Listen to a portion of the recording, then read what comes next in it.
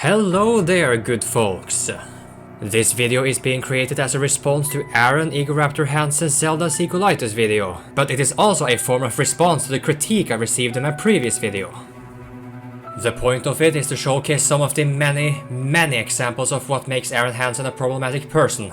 It should be mentioned that if you want your critical video to be plausible, you should properly show and not just talk about the topic at hand.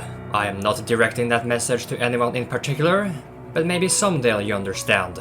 Let's be perfectly honest now, I will be defending Ocarina of Time. In doing so, however, I will be countering Arin's arguments in his own video. Some of you may be asking, why do I even bother making this video? Isn't Zelda Sequelitis like half a decade old? Why is it worth talking about to this day? Well, I got a couple reasons. I personally do think the Sequelitis is relevant to this day. For all the wrong reasons, mind you, but I will explain myself in that regard. And because I genuinely care about this whole thing. Everyone is entitled to their own opinions. That much is obvious. So you can like Egoraptor's video as much as you want. However, when I am pointing out its flaws and shortcomings as a video created from a critical standpoint, your feelings and entertainment are not relevant. Like I said, I'm going to show you why I think Egoraptor is someone who is not worth supporting. Now, if you think of Egoraptor the same way as I do, then this video will only reinforce that belief. But if you are a fan of Egoraptor and think I'm just full of crap, I do appreciate it if you decide to sit through everything I have to say. It should be stated that I do not want to make you dislike or even despise Egoraptor. I just want you to think about what it is that you're supporting. Regardless, I hope this video will be informative to you. Are you all ready? Then let's dive into Zelda Sequelitis.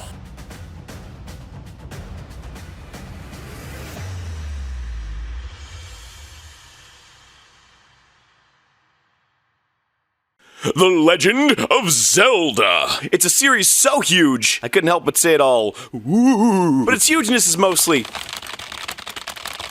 Hey, what are you doing over there?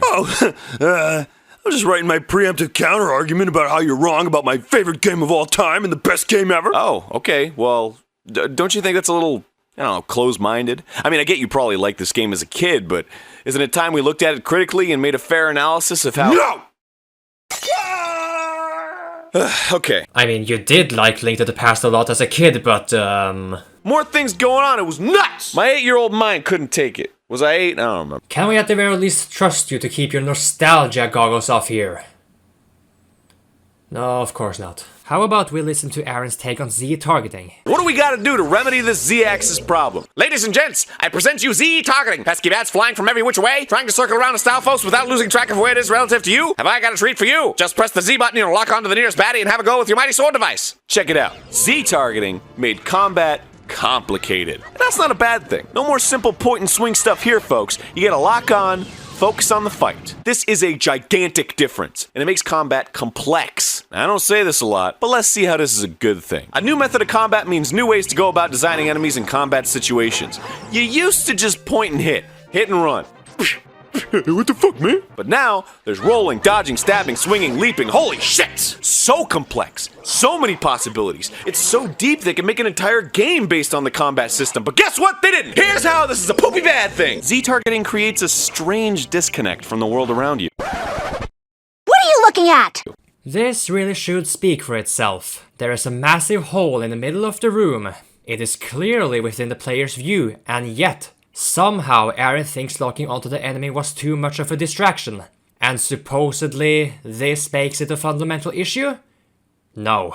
It is simply clumsy gameplay because there's no way you cannot see that missing piece of the floor. Yet, for some reason, this doesn't seem to be a problem when Arin speaks about the iron knuckle pillars in a positive manner. We'll get back to that soon enough. Let's be real, Z-targeting hardly changes the camera view. It primarily makes Link's movements and aim more focused on the current target. That's really all there is to it.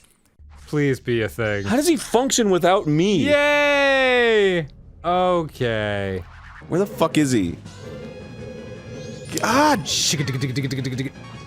hate Z-targeting, dude. Yeah. Whoa! Oh, okay. It's okay. You can do that. It's so fucking awful. Uh-oh, you're hurting pretty bad. Yeah, I know, because fucking Z-targeting sucks dick. I hope you don't have to do this all again to summon him if you die. Wouldn't that be hilarious? Oh, it would be hilarious, cool, So funny, so Be awesome. hilarious. I don't know where he is because Z targeting sucks dick. What do you mean? Why is I have to look at him first, and then he's usually careening right at me. There he is. He's above you. Of course, there's nothing in here. Of course. Whoa! Could you please Z target him? For fuck's sake! Good lord, just Z target! Okay. God damn it! There's so much at stake here! Oh, lordy. Christ! Cut me a fucking bond! Oh, I'm so glad we kept playing this. I'm so glad. Come on! Oh, you're invincible, why? Yo, wait. Oh, there you go. Oh, you rad tad. Where is he? God damn it! Try to get back to those pots, bro. You need that. There's nothing in there. But the other side? The other pot, they didn't have anything in them. Really? I opened them at the beginning and then they respawn and they don't fucking Oh jeez. Goddamn motherfucking ghost. Just Z-target him. For fuck's sake, he's right there! Oh, good job. There you go. 3 shots. Oh wait, this isn't a Mario game. Oh, What's happening now? What's happening he's right now? there. He's right there behind. What's happening now? He's right there. Oh, thank Yay! you. Thank you, Christ! Great fucking job, Arin. Here's a pro tip, Arin. If you don't like Z-targeting that much, then just don't do it!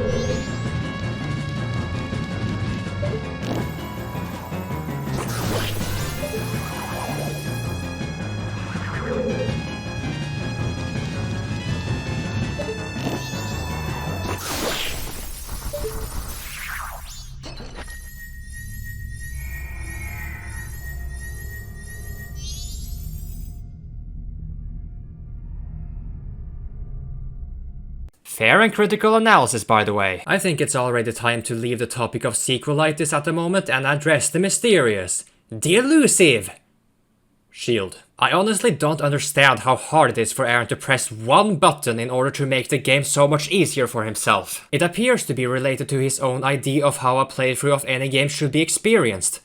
In his own words, it should be... The way I play is the way I want to play, Dan. Oh. This is my choice. Let's not go down this road. Someone sent me a very clear breakdown on why all our badge choices suck and what we should change them to. Oh, really? So I took a picture of it. Wow, you got emails from people telling you how we could play this game better? No way. No, I did an AMA, and they, and someone, it was nicely written. It wasn't like, you fucking idiots. It was just like, let me help you. Oh, And then okay. other people responded to it like, yeah, they're fucking idiots. Anyway. Apparently, Dan had some trouble with badge combinations when playing Thousand Year Door, and from what I understand, some of their fans went out of their way to assist them and suggest badge combinations that would make their playthrough sail smoother. However, for some weird-ass reason, Arin will not have that. Wait, how are your badge picks bad? They seem pretty good to me. They make perfect sense to me too, but oh, look at that. Whatever, they're your badge picks. Man, that's what fucking bugs me about when people are like, you're not playing the game right. It's like, it's a fucking game. Play it however you want. It's not a movie. Whew, man.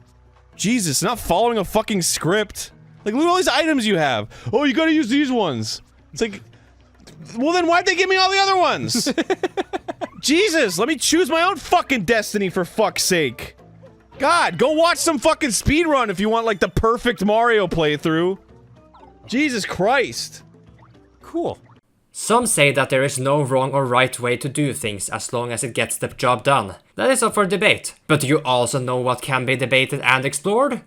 Methods to perform a task more efficiently. Or, in Arin's case, how to perform a task in a way that is anywhere near competent. Oh, Congratulations. that's serendipitous. Yes. That'll restore everything. Select one upgrade. Which one should you do? Should we consult Jeez. everybody on the planet? Because I just can't choose for myself. I can't have my own experience. Oh man. I need to know exactly the efficient way to do it. You're so funny. Thanks to everybody who emails me. I know I'm salty, but Yeah, they're just trying to help, I man. appreciate the feedback. Totally. It's Very kind. Okay, so Hey Dan, also when you move around, you should go right in a perfect straight line instead of going up and down because that wastes time. And also when you fight, you should go to the right instead of the left to get to the menu item because that shaves off another 2 seconds. And also you should just not play this game. Mario's fucked. Maybe you shouldn't have changed those badges, dude. stop. You're in a really shitty position now. Please let it go. Oh my god. Such a shit starter. Why don't you use the shield in Zelda? Dude, it really, that person, goody green guy, I can't remember his exact name. He might have known what he was talking about. Yeah, well. I'm not denying that they do. I'm not denying that these are fucking better badges, even though I'm teasing about that they're not. Right. I'm not denying that at all. Of course they're better badges. Just because I'm wrong doesn't mean I won't be wrong violently and in the face of people who are right. It's just a matter of like, I don't know. It's just that like, Oh. no, you should be doing this. It's like, well, you know what? I'm not. Well, you know what? We did take until episode 70, whatever it is, before we took their advice. So, maybe they just got tired of seeing the same thing after hours, hundreds of hours. Well, there's no same thing. That's true. It is different each time. It's our own experience, and you have your own fucking. This is what I'm talking about, man. Life is about the journey. It's not about the destination. You know, and if you go through life. And you fucking, you ever been through life and then like you're like 38 and you're like, oh man, I didn't even know you could bring the toast out early if you flick the toaster thing up. First of all, as a 38-year-old, I really don't like you using that as the go-to age of like, you're old, you should have figured shit I'm not out. saying it's old, I'm just saying there's a lot of years of experience. That's true, that's true. 40, 12, I don't know. 40, 12 years. 68, you're 68 years old, you're like, I didn't know that you could flick the toast out of the toaster early if you just brought the lever up and like give it because it has a little give. I would love. And you gotta to go and then flick it up out of the thing. So like, whenever if I want toast and I don't want it like burnt a little, I put it up. I didn't know that for 68 years. Is that right? Wow, it's like, who fucking gives a shit? That 68 years, you had a unique experience where you were eating slightly burnt toast. I'm gonna start referring to 52 as 4012. And you have that, you've carried that, and you've had that for your whole life. And that's shaped who you are, and it's interesting. And it's not like you were missing out for that many years, you just had a different experience. It's the same thing with video games. If I play through fucking Bloodborne or Zelda and I'm not shielding, then I had a fucking experience where I was fighting shit and it was harder. Believe me, dude. As a 16-year-old man,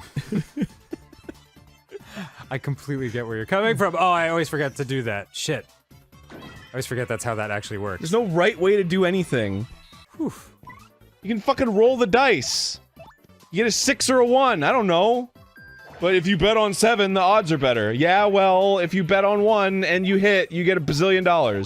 A bazillion? So fucking life is like that. Deal with it. Wow. That's all I'm saying, man.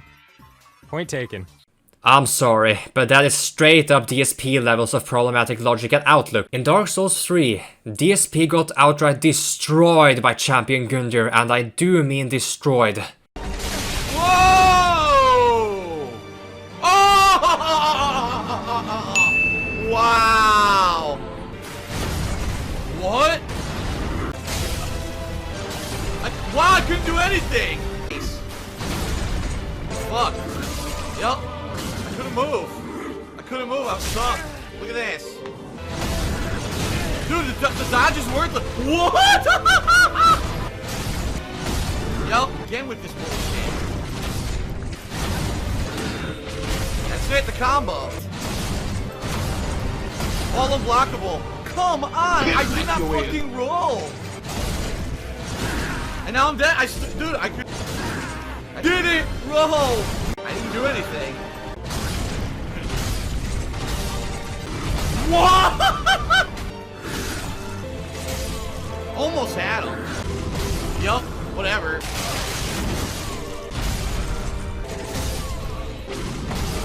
Wow. Look, you can't block. Wow.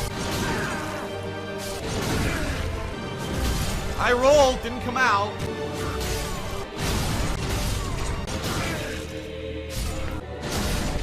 I rolled, didn't come out. Can't do anything. That's instant death. That's an instant death combo. What? That's it. That's it.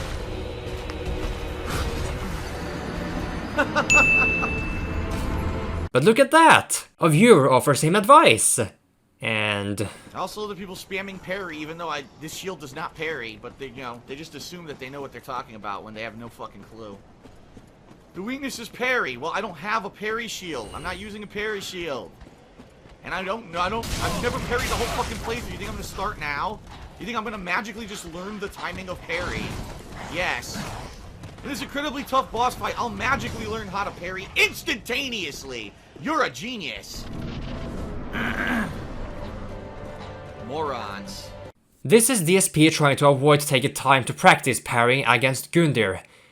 It is true that the shield he has currently equipped does not have a parry function, however, he most certainly had other shields and tools for that in his inventory, which he could have easily switched to.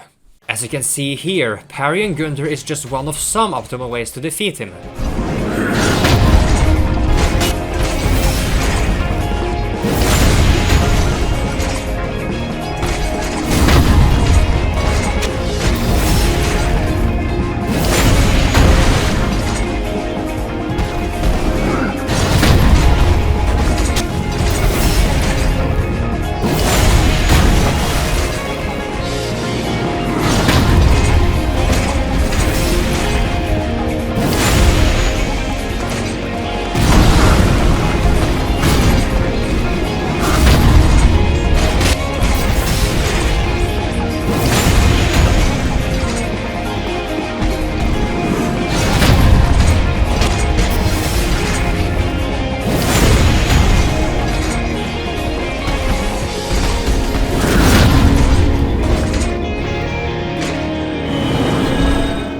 That his attacks aren't all that fast either, a former pro fighting game player like DSP should not have too much trouble doing this. Allegedly. This brings us back to Arin and shields in Zelda. Much like DSP, Arin got demolished by a mini-boss in Majora's Mask due to him not using a tool at his disposal. The shield. That god-forsaken button. You can't let him corner you at all. I'm out of fairies. Are you really? Mm-hmm. Oh no. I used them both. What happens now? I just gotta get back there, man. Are you at the start of the dungeon? Man, this is real fucky. Yeah, and you know what? I think we should pause the episode, build up some fairies. Hold on. I'm sorry. Welcome back to Game Grumps, where Arin's fighting this guy. Did you find some fairies or no? You about to just die straight up? No. Uh-oh. Okay. No, we're good. Come on. Oh, I'm out of fucking magic. Oh, no. You weren't prepared for this at all. Well... Arin, you had all that time. What? I wandered around, I sexually harassed Ryan. I'm proud of you.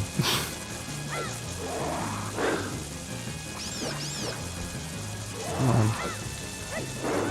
Come on, man. Oh boy. This is ridiculous. This is absolutely ridiculous. This is not optional, right? You gotta beat this guy. Yeah. Okay. I don't know if you can do it without the light arrow.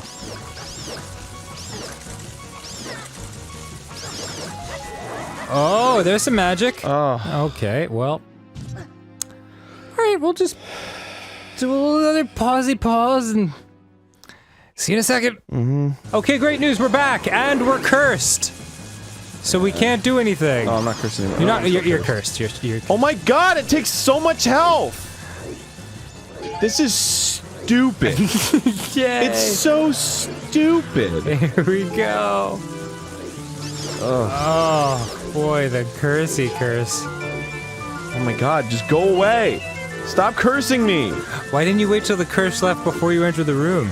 Because I wasn't thinking, Dan. Oh, okay. I didn't think I forgot that was like where the boss was. I thought it was just another door. Oh, I see. Give me some health.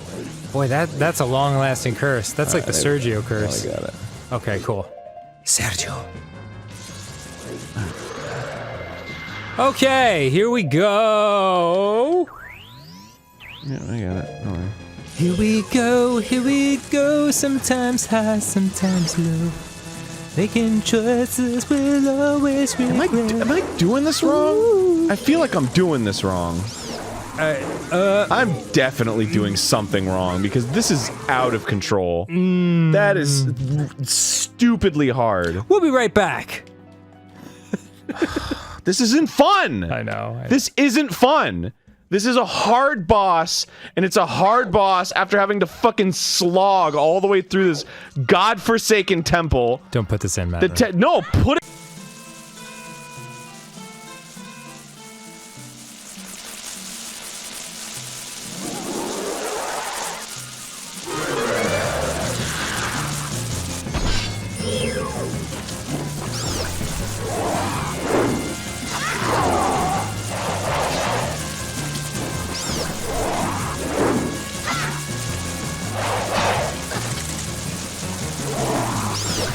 As you can see here, Gomez is a cakewalk when using the shield. There is a clear pattern here too. After you land a hit, just hold your shield up to deflect the attack before repeating the damage cycle. For some reason, Arin was not willing to learn this. This is also what caused him to drop Majora's Mask completely.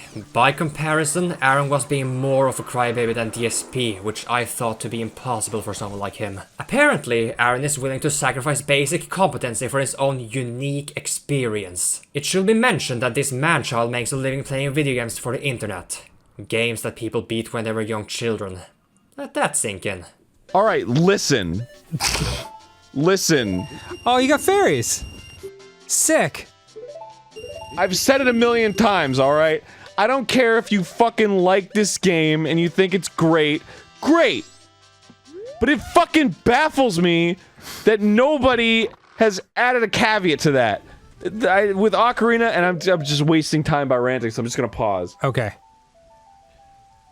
No, and when people talk about Ocarina, they're like, it's a masterpiece, but the water temple, ugh. And it's like, okay.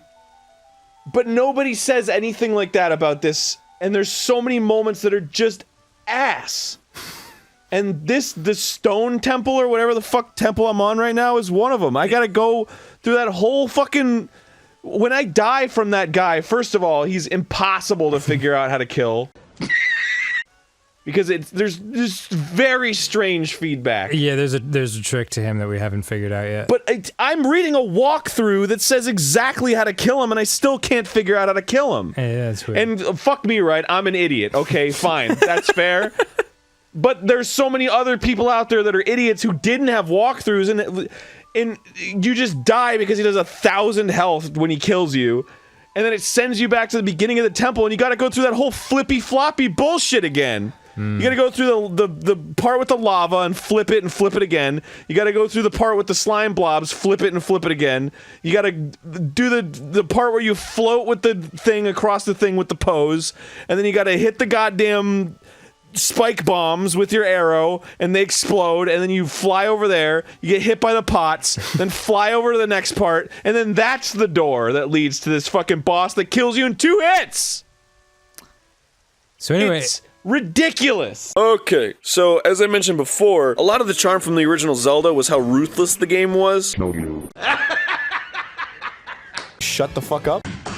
Listen to me carefully. Oh. No, you should be doing this. It's like, well, you know what? I'm not. The way I play is the way I want to play, Dan. Oh. This is my choice. Let's not go down this road. Fans are beautiful people. They helped us learn about the laser sword. That is true. They fucking watch the show every day. I do have to say, like, those suggestions about the laser sword, that really jump-started this playthrough. Hell yes. We've gotten way farther than we would have. Hell yes. Hell yes. Oh. No, you should be doing this. It's like, well, you know what? I'm not. You're an idiot! So not only is he trying to hold on to this ridiculous belief, but he can't even cope with it himself. It's completely inconsistent. Speaking of inconsistency, let's move on to a different example. Arin and Walkthroughs. Very stupid. I did this when I was 9. No. Whoa! I do not think any lesser of people if they can't figure something out. No, it really, I know. it's different from person to person. Yeah. I'm also the kind of guy, like, people get infuriated with me because people are so used to getting, like, hints nowadays, you know? Right. But I so value the like, figuring it out process that I'm always like, nope, not getting anything out of me. Last resort. Yeah. Yeah, so if somebody's like, come on, I clearly can't figure it out, and I'm like, nope, you're missing stuff. And they're just like, ugh, fine. Oh, time really does change everything, doesn't it? Nope. Bam. Okay. Wait, oh. Nope. How about a slingshot to the fucking nose? How about that? Well, Shall I look it up? see you later, bras and broskies. I'll look it up. What do I give the king? What do I give the king? All right, Alright, we're back. fucking, We know what to do. you gotta do this thing. Gotta- It was, you know, all right, then I'll fucking look it up. Yeah, let's do it. Yeah. Pause the app. So I'm a fucking idiot. What happened? It's the one thing that destroys stuff in this game. What? The bomb. Oh, jeepers. Oh, dude, she seems kind of drugged up. Yeah, are you like all right? Do you need some help or like something might be assistance wrong or with her. Something's going on.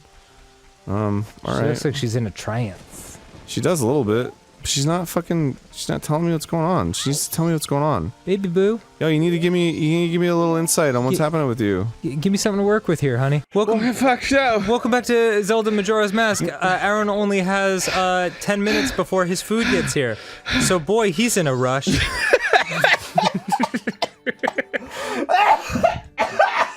You okay? You alright? Wait, I feel like you're why doesn't she want to talk to me? Why not? I thought the whole point of this was. What are you again? For fuck's sake, you fucking cardboard cutout bitch! Maybe you have to wear a mask. Because she doesn't seem to know who you are. Just fucking wreck that shit. Wrecked what? What shit did you wreck? Why won't you talk to me? What the hell is going on? Oh, Arin. If I only knew. The walkthrough said it wouldn't find dead. Is he Link? Normal Link when she talks to him? Yeah, it's normal Link. Who else would I talk to her as? I don't know. Deku Link? Hey, what's up? She doesn't even care. What am I doing wrong? This walkthrough's stupid. It doesn't even work. Shit's dumb. Did you forget to do something? No, I didn't forget to do anything. What would I forgot to do, Dan? You're so distressed before you eat. I mean, clearly, like, what the what the age? Arin.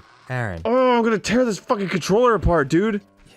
You're not yourself when you're hungry. I'm gonna rip this shit to shreds. Have a Snickers. Bro. Game Grumps. I've already talked to this stupid fucking... Not affiliated with Snickers. No, we're not. Not even sponsored by. Although if they wanted to sponsor me, that would be great, because I think Snickers is... Thickers. I think Thickers is delicious. Thickers? It's my favorite snack food. In the whole world. If you eat enough of them, it'll make you thickers. This fucking little girl. She will not, for the life of me, fucking talk to me. I'm sick of this shit. I'm going back to the first day. I don't even give a fuck. What did you need to get from her? She needs to talk to me so I can fucking start racing the horses and I can get Epona. And then I can carry on with the rest of the game. I can get the fucking Zora mask and swim around like a fish. Wait. Oh, that sounds rad, actually. Yeah, it does, doesn't it? But I can't fucking do that, can I? If she's not being fucking engaging with me.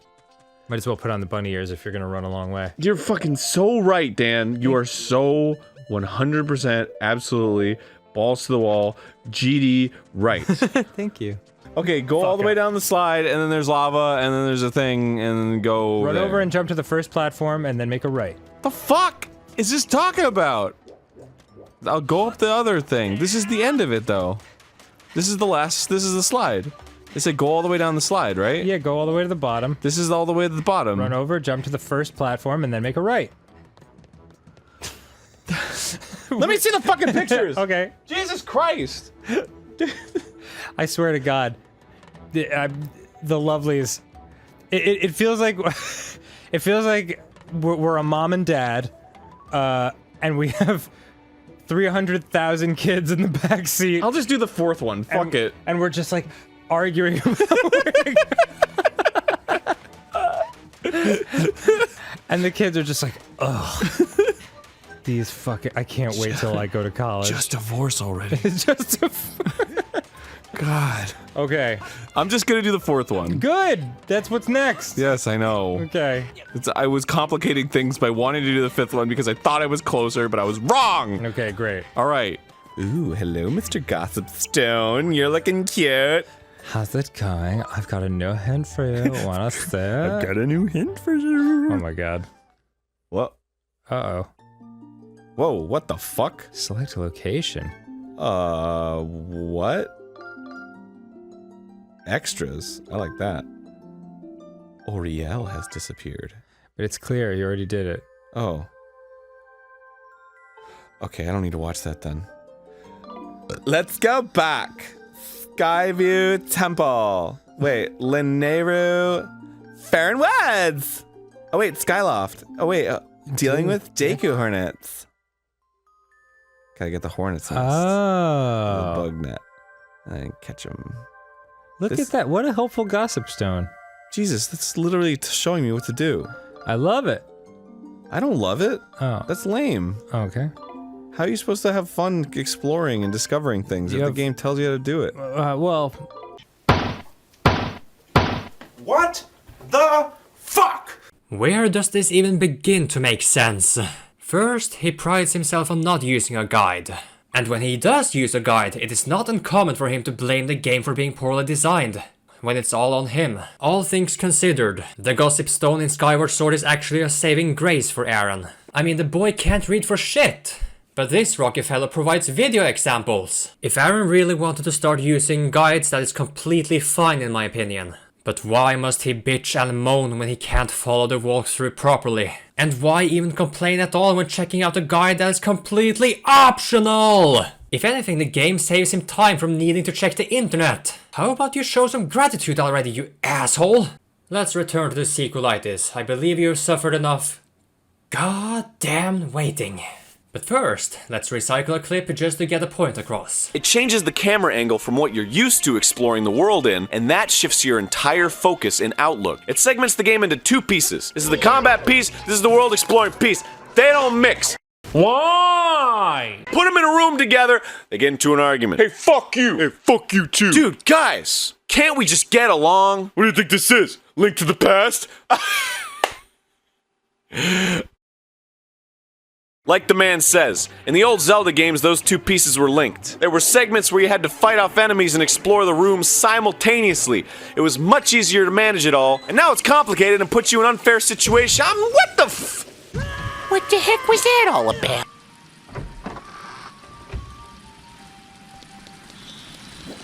Hey! Listen! Watch out!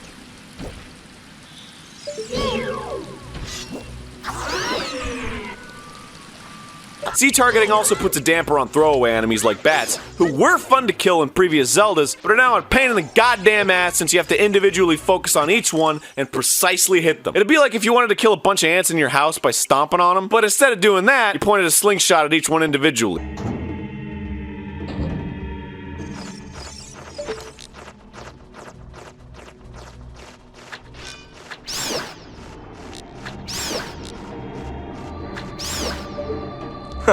That was nothing. Dude, it's not that bad. Like, seriously. The source of a lot of Ocarina's problems is that the game's idea of difficulty is waiting. There is so much goddamn waiting.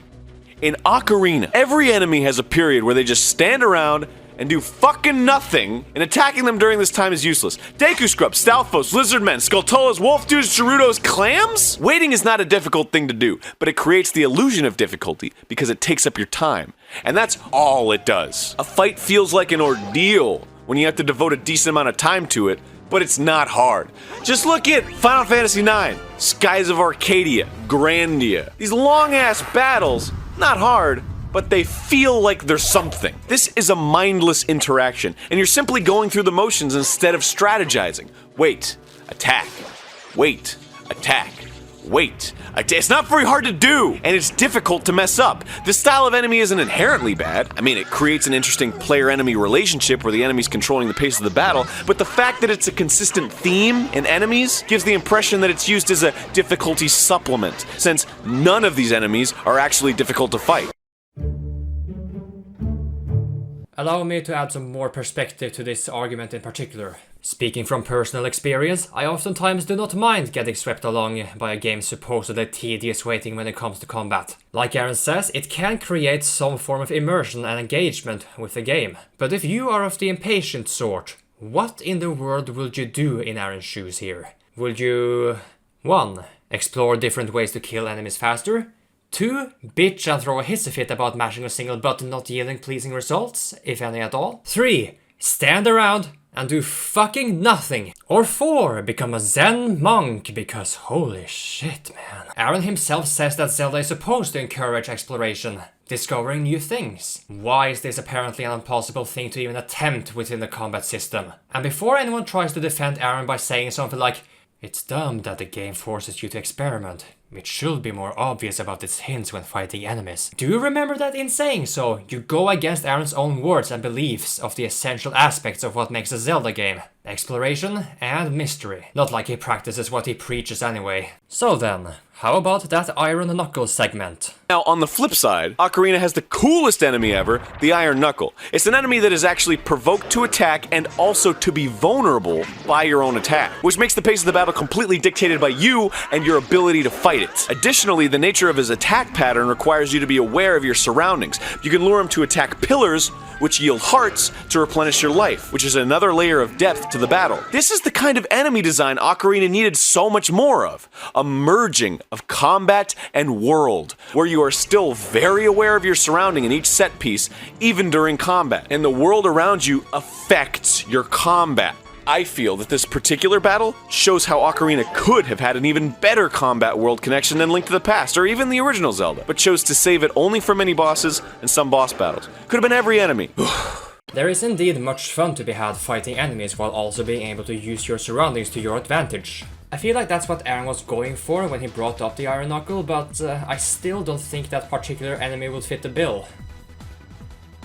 Making it break pillars to reveal hearts doesn't directly punish the enemy. It's an alternate measure for the player to take should they find themselves low on health, which still comes with a risk. I love this fucking guy, dude. Really? Yeah, this is the guy I talked about who's like great in Sequelitis. Oh, like he's the one where you appreciate the weighting and the Z target. Yeah, just check it. You like...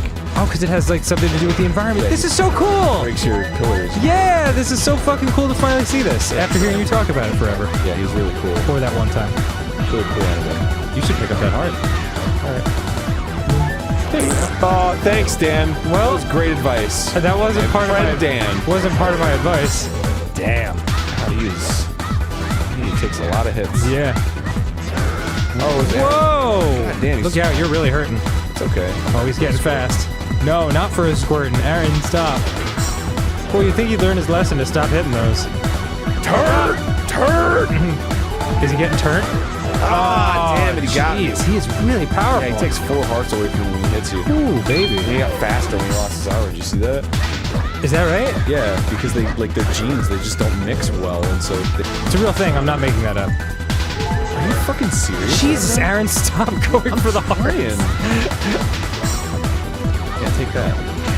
Yeah, keep doing that, dude. You can do that 8 more times. Or 14. Whoa, he's quite angry. He's quite angry now. Whoa, oh, he blocked my fucking head. Jeez. You gotta get him to destroy 2 posts just so you can survive 1 hit from him.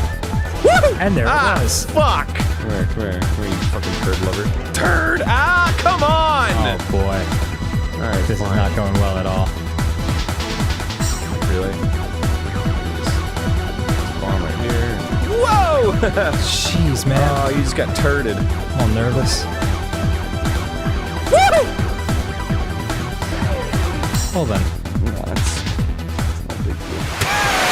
I am only sharing my opinion of why I think the Iron Knuckle segment was just weak on Arin's part. There is nothing definitive to be said about this other than, Arin Z-targeting. You know, maybe Z-targeting is to blame for him getting his ass kicked here. I mean, it's not like he was walking on ice or anything like that. In any case, the nature of Z-targeting forced Zelda to be more combat-centric, and with it, the world was forced to change. But it didn't. You still push blocks, only now you can't push them when you're engaged in combat, and you still open doors by shooting slingshots at eyeballs in the wall. Is that a puzzle? Like, seriously, is that a puzzle? Is looking around the room and finding an eyeball on a wall really super fun for people? Like, the game is 3D now, so everything isn't laid out before you like a map anymore. So I get that there's this sense that you walk into a room and aren't getting all the information about the room right away, but is stopping your forward motion, stopping everything, to look for a diamond to whack that's in a soulless crevice in the wall so you can open a door that leads to another room with a locked door and some other silly open sesame trick? Is that fun? Is this what you want? Hey, come on, man. It's not that bad. Shh, Skyward Sword. Seriously, I'm doing like a show. I know. I just figured I'd give my 2 cents. I don't care. Nobody likes you. You took fun and made it unfun. How'd you even do that? Maybe I should go douse for a better game, huh? Hey, man, let's low. So's my interest in playing you again. Oh, shit. Burn! Burn! So I'm just really proud of what I've done today. Plus, I really hate you. Let's go on an adventure, shall we? To look for a diamond to whack. To blaze, it means to rough, which is to lie. Ah! The chocolate coating makes it go down easier. Such a good movie. I know, Princess Bride is a treasure. Whoop! I think about the grandfather telling Fred Savage the story all the time when Fred gets worked up, like, and too into it. Whenever I read YouTube comments, I think of the grandfather's voice, and like, you're getting very emotional about this. Perhaps we'll pick this up another day. No, I'll be good. But here's the tip, they won't. No, of course not. It won't be good. Nice. Oh, that's pleasant. That's over there. Well, I just kind of did that. How do I get in here? Did she tell me how to get in there? You call for me? Yeah. What's the objective? Based on all reports from the key freezer encountered, I calculated 95. Master, advise that you travel to that location as quickly as possible. Alright. Current session playtime, 4 hours and 20. Damn. This concludes my analysis. Huh? I'm playing this for 4.5 hours? Doesn't feel like it. But I guess we have. Since it's basically all clocked in as episode day. Oh, there's a thing up there. I didn't see that. Ah! I missed that completely. Wasn't super clear. But that's fine. Yeah, you like that. It's fine. No, I don't. The fact that you just have to look around. I don't know. It's not super interesting. Okay. Alright, down into the forest deep temple. The temple full of deep leaves and... This place looks friendly. Hey, if Arin is allowed to bring Skyward Sword into this, then so am I. He also seemed really confident about what makes a good puzzle in a Zelda game, so let's see what he has to say about the matter. Alright, let me explain something. I'm all ears! A puzzle is something you have all the information for. The only thing standing between you and the solution is your own ability to put the pieces together in the right way. The satisfaction you obtain from solving a puzzle is from the aha moment, when the pieces fit and you have only yourself to blame for it. If you're missing a piece, how are you supposed to even get to a conclusion? You rack your brain, run in circles, go, what do I fucking do? Until you find the last piece on a whim and suddenly it all makes sense. You say, well shit! Or, come on! The satisfaction doesn't come from the door opening, it comes from the puzzle itself. If the puzzle itself isn't satisfying, well there you go. The puzzle itself isn't satisfying. You see, in the original Zelda, you'd walk into a room, the doors would lock, but 5 cape horse sword dude looking guys who are fucking hard as shit surround you. They follow you around. When they see you, you can only attack them from the sides or the back. You gotta find vantage points, ins, outs, manage your health, dodge them when they gang up. It's daunting. It's interesting. It engages you. And it's really easy to understand. And because of all this, it's satisfying when you beat them. A door opening is like, oh, okay, cool, the door opened. You're not like, fucking finally the door. Enough! Let's just take a moment here. This is a room where all you have to do is kill enemies. Is that a puzzle? Like seriously, is that a puzzle? We have made it quite far into this video. Is thinking just a foreign concept to Arin? Is the idea of an enemy not being vulnerable on all sides really enough to make his brain rattle from information processing? Next up, Arin talks about platforming and object permanence without meaning to. I'm just going to borrow a clip because it perfectly sums up how ridiculously stupid it is put together. Like death pucks coming out from around the corner you can't see is just bad fucking design. Hey, or better yet, how about some nice interesting combat scenario here on these platforms, huh? Like some kind of enemy that'll circle around you and you just gotta time your jump across, or enemy that'll circle around you. Bad fucking design. Arin, just what do you want already? Is it holding the analog stick in one direction too much to begin with? Like, do you even bother to read your own script? Why do I gotta leap across these platforms? There's no challenge here. I hold the joystick up. Just because the scenario's treacherous doesn't mean the game is actually treacherous. I could've just walked forward in a straight line. Heck, I can close my eyes here and do this. Oh! Whoops. Oh boy. Oh. Oh, really? Yeah, really, Dan. The new yeesh. Careful. Oh, Arin. You just never set yourself up at the beginning. You're always wobbly. And why don't you talk about the instances where Ocarina of Time does have enemies and hazards during platforming sections? Ugh, everything's so spongy. There's no challenge No, here. not- I hold the joystick up. Just because the scenario's Son of a treacherous bitch. doesn't mean the game is actually treacherous. Damn, fucking reverse controls. Heck, I can close my eyes here and do this. Is that shooting treacherous? me. Can I just close my eyes and shoot at Oh, there terrorist you go. Fucking insurgents and be rootin' like, tootin' shooter. oh, I'm fucking fine. Rootin' tootin' shooter. Better yet, how about Okay, some there nice you go. interesting Oh! combat scenarios here on these platforms, huh? How about some asshole. nice interesting combat scenarios? I'm gonna hit you with the popcorn. Hold on, hold on, hold on. Ah, damn it! You fucking ass clown! You fucking dick! Is it killing you to be down here? No. Okay, great. Then kill that thing. Gonna fucking throw a goddamn boomerang at this motherfucker. Better give me a heart. Oh, thanks for the magic. Been using it this whole time. Oh, please. Fair and critical analysis! I just made that up. I didn't even, and it exists in a good Zelda game. Oh man, enemies in a good Zelda game? Are you talking about me? No, I'm not talking about you. Get out of my house. Go. He's a Goron. Yes, he is. Dun, dun, dun. Thanks for helping, Goron. Boy, they just slapped the heart right out of you. Boy, these guys are kind of goofy. What's the point? They block the direction, but they just do it instantly when you. What's the point? Maybe you can't. Oh, geez, you're in trouble. Okay. Yeah, I guess you gotta do it fast. Oh, geez, this isn't good. I gotta get that fucking. You're gonna die, Arin! You're gonna die! I'm not gonna die. You're gonna die.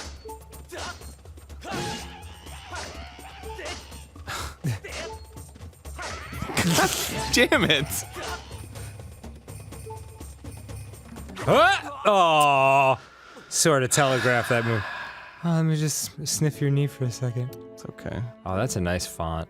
Okay, can't do that. I wanted to see if an upward sword draw would work there, but instead, whoop! Nope, gotcha. And now we'll do the finishing move. As soon as you get back up, another spin attack, or not quite. I just did a double slash. Either one works. There we go. Took those out in record time. No problem at all. Bokoblins are not any trouble.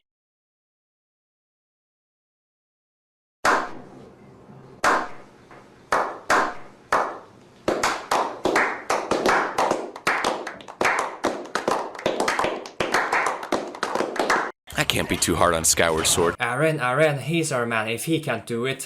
Yeah, okay, fuck Skyward Sword. It still handles treasure chests dumb. This part. But to be fair, Ocarina started it. You know, okay, in each dungeon, Ocarina has a unique item in a regular old treasure chest. In each dungeon, it just kind of shows up after a random battle with some enemies. Link to the Past had a giant fucking treasure chest that needed a big key to open. The big key also opened the door to the boss. There's like a genuine giddiness to finding a treasure with such a huge implication to it. The big key not only gives me amazing new treasure, but also allows me to face off against an incredible boss. The time it takes me to get back to the big treasure is like the most fucking suspenseful thing ever. It's like running downstairs to get the presents under the Christmas tree, or menorah, or like whatever. Birthday tree. I often hear that this is a minor point, but it creates an emotional through line for a dungeon. How so? Show me why? It establishes an important, consistent relationship with the player and the dungeon. It creates goals. It creates expectation. It creates a good fucking game. A treasure chest in and of itself is a mystery and a sense of suspense. The original Zelda didn't have chests, it just had like new items sitting at the end of like a long hallway that built up tension. It gave you time to wonder about what it was and how it worked. Link to the Past added chests, which was another means to the same goal, you know, building suspense. It's a fucking secret box. You see a present and you're like, oh god, I want to open it. Simply walking to the chest is all the suspense you need. When you arrive, the payoff is instant. It opens right away when you hit the button. It shows what it is, done. I know, it may not appear epic, and it may seem kind of silly and video gamey, but the feeling of suspense is real and very valid. Alright, fair enough. That is your opinion after all. I mean, it's not like you're trying to masquerade it as a objectively accurate. Ocarina decided to add in bullshit. Link opens up the treasure chest all like, what the fuck is this? Oh my god, I'm amazed! Who cares that he's amazed? I want to be amazed! Just show the fucking treasure already! I beat the dudes blocking it! I climbed the ladder or whatever and got here! Why do I gotta wait? God damn it! Just cause the game needs to be all epic and 3D whooshy whooshy cause of all the graphics and polygons and all that whatnot, I gotta wait like, look at how many chests I can open in that time! This is just a whole new level of awful when it comes to giving a game a fair and critical analysis. This is just Arin spewing out his own feelings at us. But make no mistake, ladies and gentlemen, nowhere in the video does Arin make a disclaimer that it was all his own personal opinion. No, that does not count. It's called covering your ass, which I will explain later on. Anyway, there are arguments that can be made for both sides. Some actually think the cutscene adds to the suspense when opening chests. It's all a matter of personal opinion. Besides, there are only 3 or 4 big chests in the dungeons of Ocarina of Time. Out of the many minutes spent exploring the dungeon, these cutscenes don't even make a minute of that experience. Now, in terms of time spent opening the chest with the cutscenes and how to walk all the way back after finding the big key, there is absolutely no need to compare the two, because it's clearly obvious which one takes more time. Again, I ask, in what way was this whole segment of fair and critical analysis? If Arin wanted to pop his lungs over this, he could at the very least done it without expecting any form of credibility from it. And this clip right here, this is Arin just cheating when he's trying to make a point. I don't really want to explain it myself, so please just study it. Just study it for yourself, will you? God! There's so much waiting in Ocarina! This again? You gotta wait for a door to close. The horror. You gotta wait for a character to stop talking. Avoid NPCs like the plague then. I mean, it's not like you're doing a great job at that already, but You gotta wait for the dialogue box to tell you how to use bombs for the 47th goddamn time! Have you tried the green button? Wait for the switch to make a music tone and open a door across the room! It's to help prevent being disoriented in the 3D space.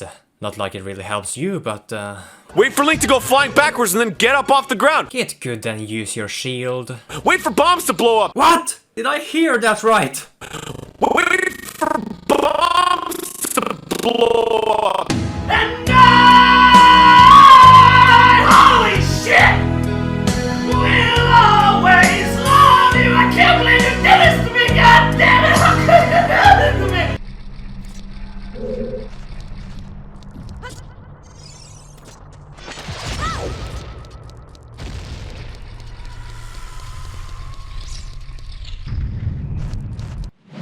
Yeah! How fucking long does it take to switch between worlds? You gotta play the Prelude of Light, say yes, watch the cutscene, walk up to the Master Sword plot, watch the cutscene, walk out of the Temple of Time, play whatever song brings you the closest to where you want to go, say yes, watch the cutscene, and walk all the way to where you want to be! In Link to the Past, you equip a mirror, press a button, you're there. Are you a real human being? Do you exist? What the fuck am I doing with my life? I am harshly criticizing Ocarina of Time on the internet. I'm gonna get crucified! I'm convinced now. He did not check his own script when he made this video. How can you want to be serious and let something like this slip by? Waiting is the bane of exploration. Why would I want to explore in a world where I gotta waste useless time just to check a fucking room? Don't even try to make it sound like the whole game is like that. Gods have mercy, must I really go on? I'm at my wit's end here. You should never, ever, ever hit that point where you're like, I'll check that room later. In a game about checking rooms! Speak for yourself, please. Some of us actually don't have the impatience of a chipmunk on a caffeine rush. I mean, you're exploring a world, right? And then they decide, hey, we're gonna streamline the dungeon process. Guess what? You enter a dungeon, halfway through, you get an item that helps you through the other half of the dungeon, and then you use that item on the boss to render it hittable, and then you hit it with a sword, typically in a pattern of 3 times. But that part can vary. Jump attack, deku sticks, and other items come to mind. You know, just saying. Ladies and gentlemen, Please exit through the gift shop, try our Triforce-shaped ice cream bars. I'd buy that. Can you please tell me what about this world is interesting if I know, before I even finish the dungeon, what the boss battle's gonna be? Oh, I got a slingshot. Maybe I hit some big glowing object with a slingshot. Oh, a mirror shield that lets me reflect light at stuff. Maybe the boss is gonna be a dude that I gotta reflect light at. I'm not really sure why he's bringing this up, so I'm going to ask him. Are you sure it has nothing to do with the fact that you have already played this game before? Can you please tell me how it is that you fail to understand that some of us were excited about how the bosses would look even before we got the dungeon treasure? Oh, look, a slingshot. Wonder what kind of monster I have to fight this with. Oh, look, a mirror shield. Wonder what kind of attacks I can deflect now. Maybe I can use it against some awesome boss. Twin Rowa was not all that awesome though. Not mechanically at the very least. I'm honestly surprised that Arin did not use this boss for his argument about the goddamn waiting. Maybe he was just lucky. Look, I know you can argue that this is actually good game design. It's pretty decent, I have to say. But a game where I'm adventuring, and I'm supposed to be excited about what's to come, it's kinda hard to wonder wide-eyed about something that's so predictable. It hurts. Again, are you sure it has nothing to do with the fact that you have played the game before? Regardless, this is just your opinion. You being able to predict the designs of the bosses does not equal sloppy world-building aspects and suspense. Besides, many of the bosses in Link to the Past could be defeated with just the sword. Why don't you talk about that, Arin?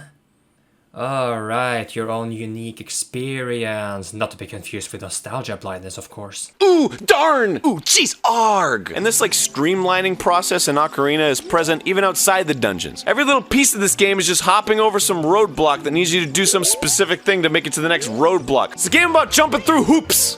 Superman 64. Hey man, there's a closed door. Find the eye symbol, hit it with a slingshot. Another closed door. Find a key. Another closed door. Press a button. Another closed door. Give this dude a letter from Impa. Totally unlike A Link to the Past. No. In fact, it's the very same thing. Really. And again, look, there's some exploring, but a random secret cave in the ground isn't gonna lead you through a complex catacomb with a mini-boss at the end. It just won't! It's not gonna happen! You'll fall, you'll get a treasure chest, go da-da-da-da, and fucking leave. They would not sacrifice the precious formula for a little bit of fun. Link to the Past had a little bit more variety. Sometimes the item you get in a dungeon isn't even a weapon. Sometimes the boss can be defeated with just the fucking sword. Are you honestly saying that Ocarina of Time would have done a better job if they did that too? What? Sometimes the boss needs to be defeated with an item from a dungeon 2 dungeons ago. And why in the obsidian crap basket would you compare mandatory dungeons to optional caves? Why? Of course the mandatory ones are gonna have big monsters to fight. It's a one-sided argument. There's one boss that you have to beat him with an item that you don't even get in a dungeon. It still felt like an adventure. Like you had like this arsenal you've been collecting, and you're using it whenever it may be useful. And it may be useful anytime. The golden gauntlets are not allowed to be off the beaten path, but the ice rod? Hit me hard, daddy! You gotta be ready for that shit. Original Legend of Zelda had some dinosaurs. There's a dinosaur. So look at that dinosaur. There's a fucking dinosaur right there. It's this kind of misdirection of like what you should care about in Zelda that really bugs me about Ocarina. Like, let's take its story for example. And I thought the whole treasure chest shenanigans was bad. Ocarina's story provides you with a context to your quest. That accomplishing this will save this or change this, but it refuses to acknowledge the player's innate sense of wonder and drive to quest and fight. Players want to fight bosses. They want to be rewarded for their efforts. They want to enter a dungeon, see what's inside, and succeed against enemies. But you gotta put that feeling aside. There are more important matters at hand. The Sheikahs or the Hylians or whatever. Save the Hylians. Gorons don't have rocks to eat. That's why you gotta quest. Gorons gotta eat. The fuck are the Gorons? I don't even care. The effort shows. And then what we're left with is what feels like a formality. Dungeons with doors that need to be opened, bosses that are beaten in the same fucking manner every time. Just like...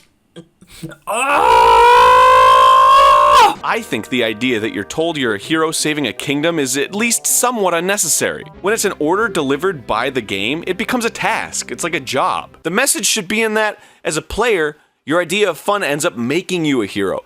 I like making videos for fun. Heck, I even like playing video games for fun. Does that make me a hero?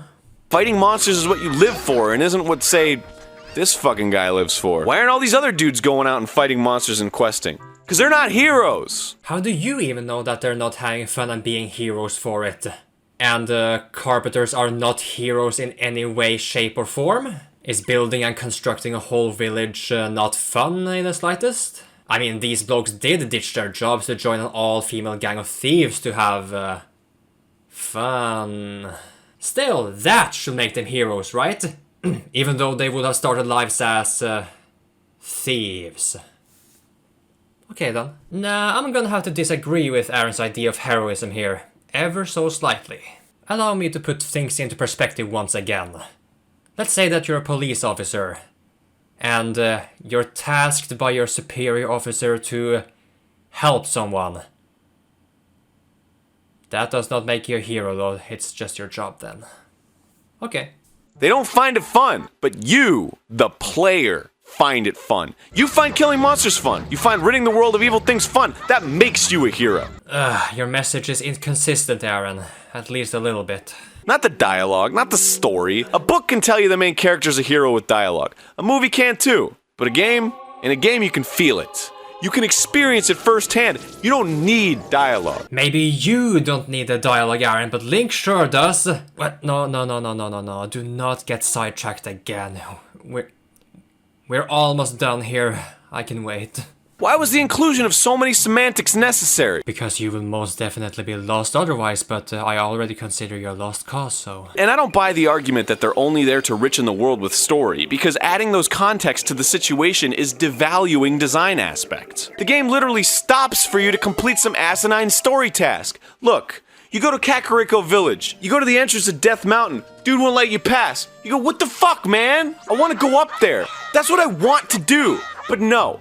You have to wait for the game to tell you why you want to go up there. Arin, my friend, I need medicine. Please go to the apothecary and fetch me some. Fuck you, see if I care! Newsflash, Arin, Ocarina of Time is story-driven. Deal with it. Can you at the very least criticize the story for what it is, instead of... Oh, what am I expecting? You know why you want to go up there. You want to fight some dudes, fight a boss, get a cool weapon. But no, you gotta go talk to Zelda. Oh, the world is... And then Impa's like, hey, you know, this is really important, so I'm gonna give you this note to give to this guy. I don't care. Nobody cares. You seriously just made me waste my time, press A a bunch of times, so that I could go up there. Just like a fucking... There's a tiny wall standing between me. I could climb over it. I'm an agile kid. I can climb the shit out of that. I climb vines all the time. No big deal. Purposely misinforming the player about why they should care about what they're doing displaces their values. And it creates a you can't tell me what to do attitude towards the game. And that's the last thing you want a game to do. You don't want a game to nag at you, especially in a game with an open world. Just look at how many fucking people hate Navi and Fee. All they do is nag and tell you what to do. Who the fuck wants to be told what to do? Am I in a cubicle? Am I sitting in a cubicle playing a Zelda game? No. See, this is why I think the Master Sword is brilliant, particularly in Link to the Past, because it's talked about in literal terms. It's a sword that will make you more powerful and defeat evil. That's what it actually does for you, the player. Ah, if it is Link to the Past giving out the Holy Order, he shall execute without hesitation. I mean, after you help the Gorons in Ocarina of Time, Darunia does inform you that if you go to the top of Death Mountain, you will be powered up by the Great Fairy there. I guess that doesn't count at all, right? Does absolutely nothing for the player. There's no bullshit about avenging your mother. What? Or saving a village from persecution or giving Gorons rocks. There's rocks everywhere! What is wrong with you? Your whole town is made of rocks and you're starving? Arin is willing to use his powers to smite monsters, but not to undo injustice, apparently. Ah, yes, of course. Arin will be a cop who is more excited about carrying a gun rather than his position as an ally of justice. I'm a cop, and you will respect my authority! Master Sword is just the sword of evil's bane. Fucking awesome! How exciting is that? A new awesome sword! Count me the fuck in! And don't get me wrong, I don't think a world where people walk and talk is flawed. But having to trigger the ability to explore by walking and talking, it's annoying. It's like your mom. Oh no. You can't have dessert, so you eat your peas. Can't explore the dungeon till you play Saria's Song for Goron. There are ways to involve characters in a story and not have them be utterly boring and detached from what you're doing. Why not have a Goron that helps you fight? Goes blows shit up while you're doing stuff. Why not have the Goron stay healthy by eating rocks and they're slowly becoming rarer as you progress through the dungeon? And he's on the verge of fatigue. Shit! Don't you want to get him some rocks to stay the hell alive? Let's keep moving so my friend can live. Oh! Right, I'm all fuck all day every day. Hey, Dean. Yes, there's 4 snipers. There's one named Dietz, who's on the cinema roof. Hold on, buddy. Okay. And if I kill Dietz, it doesn't unlock the elevator for Big Girl, does it? I don't believe so. Okay. Alright, best of walking. How about if I carry... I don't want to carry this fucker. Don't even think about touching me. We'll get there like real men. Alright. Alright, Dean. Ooh, what's that? What's that British cheese? Oh, I don't want to run. What? Hey, there's a wheelchair. Oh, yeah, I got Dean with me now. Yeah. Call to him. Oh, yeah, terrible place. What? I thought it would work. I thought setting up a sniper... Wait, oh, dude, he's fucked out? Yeah, because he wouldn't let me hold him. Dude, forget Dean. What? Forget Dean. What? Damn. He's gonna take forever. You... Fine. Forget Dean. Yeah. Fine. Yeah, kill the snipers, dude. Whatever, I'll just kill Deetz. Yeah.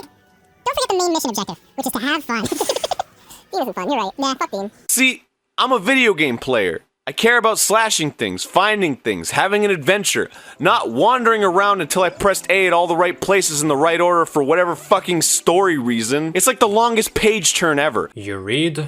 Imagine you had to walk across your house back and forth 3 times before you could turn the page in a book you're reading. Gosh, isn't that stupid? Wouldn't that be retarded? That's what you're fucking doing in video games! So basically, Arin hates games with established worlds and societies. Did he seriously believe letting Link, a child, go up Death Mountain for no reason would be appropriate for a village gate guard? And while having a dungeon partner like the Goron he mentioned would be interesting, I also find it interesting that Arin did not even mention one of the named NPCs, like Saria, Darunia, Ruto. Based on this, I just can't really believe Arin cares about character interaction still. He only thinks characters are valuable to him if they directly help him out. If they only have words to offer, sometimes even hints, then he doesn't give a rat's arse. Yet, he went on this kind of tirade, so there's still hope? Maybe? I don't know. Things just need to be simple. And what I mean by that is, Link to the Past added a story to make everything a little more epic. And since it was the same kind of game as the first, the game needed those tropes to come back. All those enemies and elements, while adding new ones too. But with that, a formula was born. A through line is important for a series, but when it acts like a katamari of tropes and elements that can't be forgotten or changed, things start getting sloppy and samey. We get games that become less and less interesting. Shigeru Miyamoto once described his idea for Zelda coming from the feeling he got from wanting to explore caves near his house as a child, which led to an amazing game where you explore caves and dungeons, and found wondrous things. The irony is that when it came time to make sequels, Nintendo cared more about the things that were found, rather than the mystery itself. There is no mystery in modern Zelda games. That was really vague, but assuming Arin stays true to his own words, then he likes it when a game tells him jack and just lets him figure stuff out on his own. So then, do modern Zelda games have any form of mysterious elements to offer?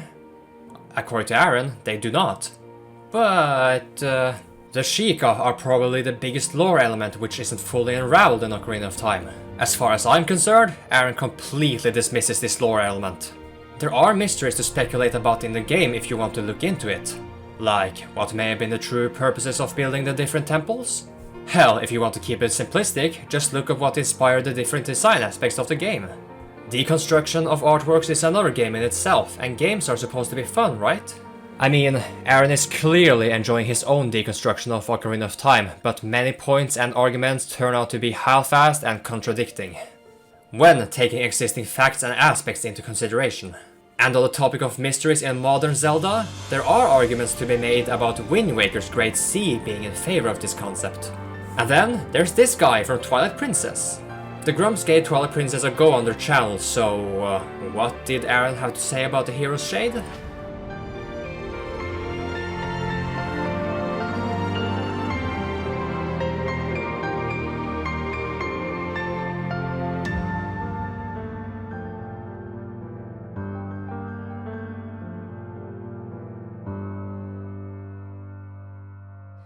And we are done with Zelda Sequelitis. Oh, about time. I was beginning to lose my mind, like really, seriously. Still, the video is far from over. I'm now going to go into other examples of why Arin Raptor Hanson is a problematic person. Hopefully, you will also begin to understand why I even bother to do this to myself. With that, let his little Skyward Sword rant at the end of his Sequelitis transition this into the next part. Oh yeah, we're not done with Zelda yet as a whole. There is no mystery in modern Zelda games. Hey man, I'm mysterious. God, shut up! Seriously! You want all this attention like you care, like you really gave it your all in a new innovative Zelda experience, but instead you led Zelda into a frustrating monotony. You know, what started the franchise was like the sense of wonder, and what has thus far concluded the franchise is a sense of formality. A predictable, time-consuming mess that asks you not of your sense of adventure, or even your wits, but instead your ability to listen and follow directions. You ask of us our ability to point something at something else and then walk towards it. You ask of us our willingness to get another bow and arrow, fight another boss with another giant glowing eyeball. Gee, I wonder how to fucking beat it. I fucking wonder, Skyward Sword. You ask of us to get a cat from the top of a roof and carry him over to some guy who says thank you. The Adventures of Link, Cat Delivery Man. Is that your title? What's the tagline in the ads? Cat's out of the bag and onto the roof. 10 out of 10. No Wiimote motion issues here that could possibly cripple the entire experience. Best in the series. You're like a spoiled rich kid who gets everything bought for you your entire life. And then when it comes to making it on your own, you can't take it. You expect everyone to love you because you are who you are, part of the illustrious Zelda lineage. Nothing could possibly be wrong with you. You look just like a Zelda. But you're not one. You're a pampered, doughy snob wearing nice clothes, expecting to graduate scot-free because your daddy's an alum. Why would you need to improve? Why would you need to get any better? Everyone just agrees with your shitty ideas because you're a Zelda. Fuck you, Skyward Sword. Fuck you! Oh my god! Holy jeebers. It was rather frighteningly interesting how much of that was just Arin basically describing himself in his current state of affair. Let's dive into it. Again. Remember when Arin played Nickelodeon Guts with Jontron? Wait, don't even act like you haven't played this before. Whoa. What are you talking about? You've played it. I have not. Oh, look at that. Oh, you never played it before, Right, huh? you played it. Alright, fine! The capture failed the first time! Why didn't you... I know how to be. What happened was the first time I figured out how to do it, and I just did it over and over, and I won. Damn it, now I'm gonna do 2 full minutes of this. Oh, cool, I did it. Oh, I might do it. What the fuck is this shit? Great quality time between buds. Oh yeah, look at that, I've been landing back. How do you do it? I don't know, I feel like I can't tell you, because it's a competition. Oh, because it wouldn't be fair. Well, that's the point of the competition! It's a competition! It's supposed to be equal parties. Who's the better? Yeah, of our own will. Of our own... It's not like I know It's not like I've been playing this game for 5 years. Nickelodeon got... I literally don't know how to do this. I don't know either! Oh, I missed that one. We should both know the same amount of things. We do! Nobody fucking told me how to do this. I came up with it today. Well, how the fuck do I do it? How do I land? You obviously know how to land, so tell me. Why would I tell you? It gives you an advantage against me. It doesn't give me an advantage. It makes us equal. So much for the thrills and mystique, huh? That's not how you have a false view of how this works.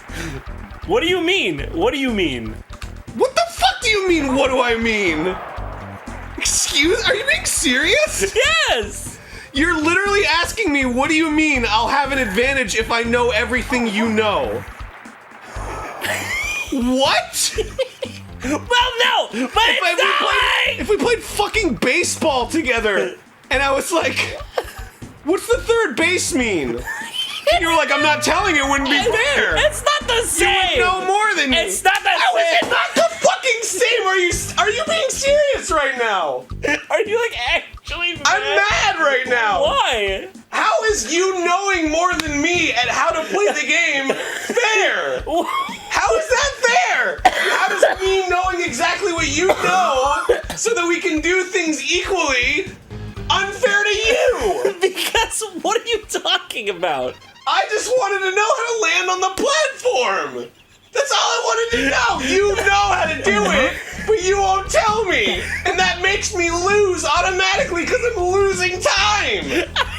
Yes, it would have been really nice of John if he shared how he figured out the trick with Arin, but assuming they really did start off with the same amount of experience when it came to this game, it is not unreasonable for John to hold out on Arin. Now, if we take what Arin said about Zelda and mysteries into consideration, then this kind of behavior makes very little sense. After all, why will he be this upset having to figure stuff out on his own? You're so mad! You're so mad over Nickelodeon Guts! It's the one that I'm breaks not us! mad at Nickelodeon Guts, I'm mad at you! Alright, you want me to explain?